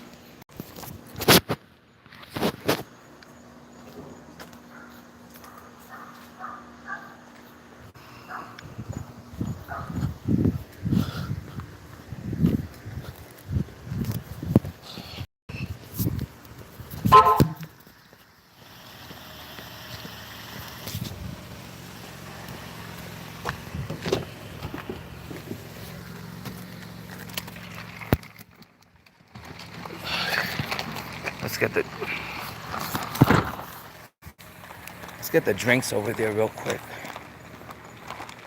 before they come and get the food.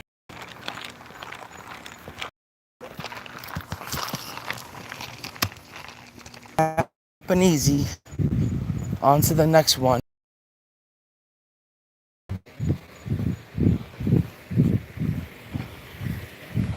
I'm telling you, if I didn't do this job, I probably wouldn't be getting much exercise throughout the day. Like, not enough steps in. But this job definitely helps you get your steps in.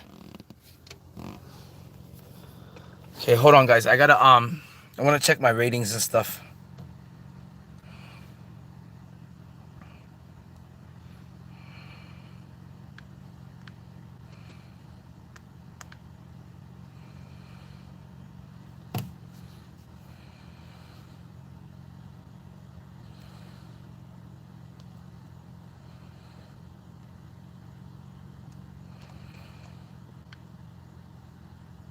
Okay, it's not as bad as I thought.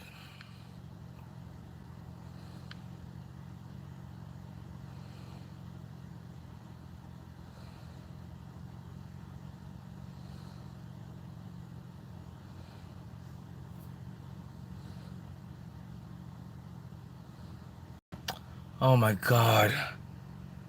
Someone said that I got like a bad report on my account. Someone said that I didn't deliver an order when I specifically called customer service and said I didn't pick up that order. So now I'm gonna have to contact customer service and dispute it. That sucks.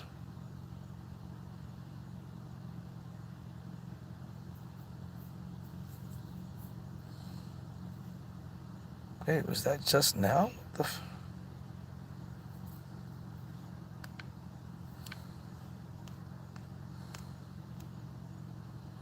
Oh, that was on August. Oh my god, that was on August 21st.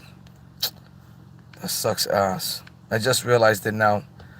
Alright guys, I gotta pick up like maybe 1 or 2 more orders and then I'm kind of done for the night because I am getting tired. But I do want to make a little bit more money.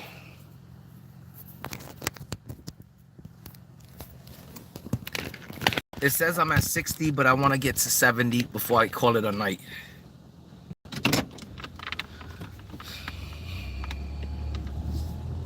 Maybe tonight when I get home, I'll rip a few packs. Nothing major. Maybe like 3, 4, if I'm lucky. But I don't want to spend much money on it. I don't want to spend any more than like $10 on it. I'm just trying to get some GOAT cards because I want to get the diamond animation breaker for Minute Bowl. And then once I get the diamond animation breaker for Minute, I may put one on Taco. I'm not sure. I haven't decided yet if Taco really needs one. But there's a few people that I want to give the Diamond Animation Breaker card to. I've been really, really obsessed with that and having fun doing that. I feel like the Diamond Animation Breaker card was a huge W from this company. It made the game so fun, being able to customize your player and give them the animations and the SIGs that you want on them. So now, if your favorite player is Thon Maker because you think he's got the best Annies and the best SIGs, well, now you can give those Annies and SIGs to Manute or Bobo or Yao Ming. And it makes them the ultimate cheesy cards. Even more cheesier when you could completely customize them to your liking. I find that so fun. Okay, can we get out from here? Like, where's the exit at? Finally.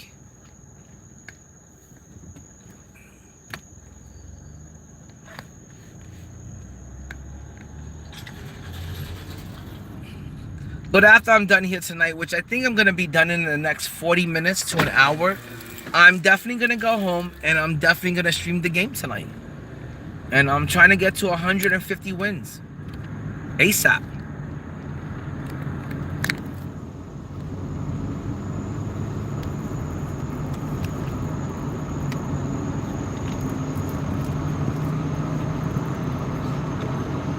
And that's why I'm not too concerned about moving on to 2K27. Everybody always says, oh, you want to ride that wave of when the game first starts and, you know, ride that excitement and that hype. Nobody's excited or hyped up about 2K27 that I know of. The content creators I've been watching, like Ambish and DBG and JC2K, and they ain't looking too hyped. Ty Debo's looking hyped about it. He works for the company. He's got to be hyped. He should be hyped. The more money they make is the more money he makes. But besides that, I haven't seen anyone that excited or giving it like, or praising the gameplay or calling it revolutionary or anything like. If I can't hear like, hey, this gameplay is groundbreaking, or hey, this is a big improvement from 2K26. If I can't hear those kind of words, I just stick with 26 until it goes on sale. 2K27, you know. And like I said, I'm having so much fun with 26. It doesn't bother me. It really doesn't. Like I've always gotten 2K on the pre-order. This is the first year where I didn't want to do the pre-order.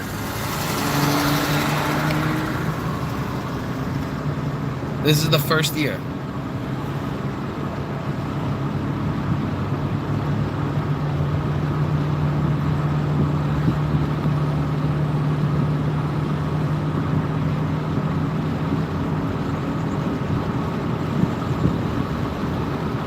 So, kind of sucks that I'm not pre-ordering it and I'm not going to get it a week early, but I just don't see the point and I don't see the value. And the only thing I feel like I'm going to miss out on is the Invincible card that they're going to give us in May. But is that worth $150? I don't think so. This year, I didn't even play with the Invincible cards. I skipped over that tier. When they had dropped GOAT cards in Season 7 or the end of Season 6, they had GOAT cards in the auction house, in packs, at the same time as they had Invincibles. There was no point on wasting and spending your MT on Invincibles after that. There was no point in keeping them. There was no point in ripping for them. Once they gave out the GOAT option pack, there was no point in Invincibles. And they gave those out real early in like Season 6 or 7. Or the end of Season 6. Definitely by Season 7, we had the GOAT option pack. And, or I think there was the Hall of Fame box for sure. But it just didn't make it necessary.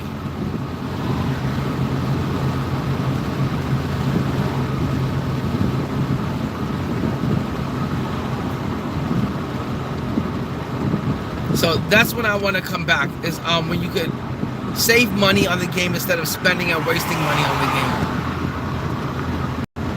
game. You know, the pace of the game next year is gonna even be faster paced than it was this year.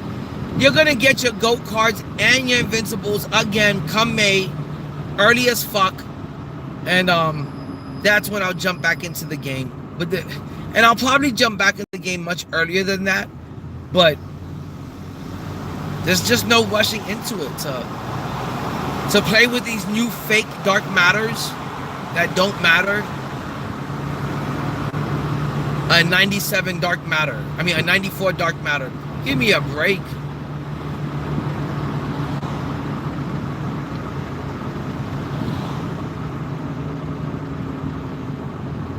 I don't know who wants to play with the...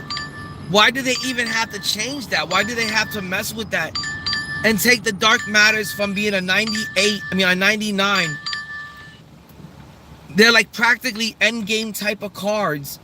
So we turned them into they're diamonds in disguise. That's what the dark matters have become. Diamonds in disguise. Not diamonds in the sky. Not diamonds in disguise. Diamonds in disguise. That's what they are. That's what dark matters have become. Dark matters are now the new 94. I don't know what's going on with the game. I don't. It looks like a mobile game.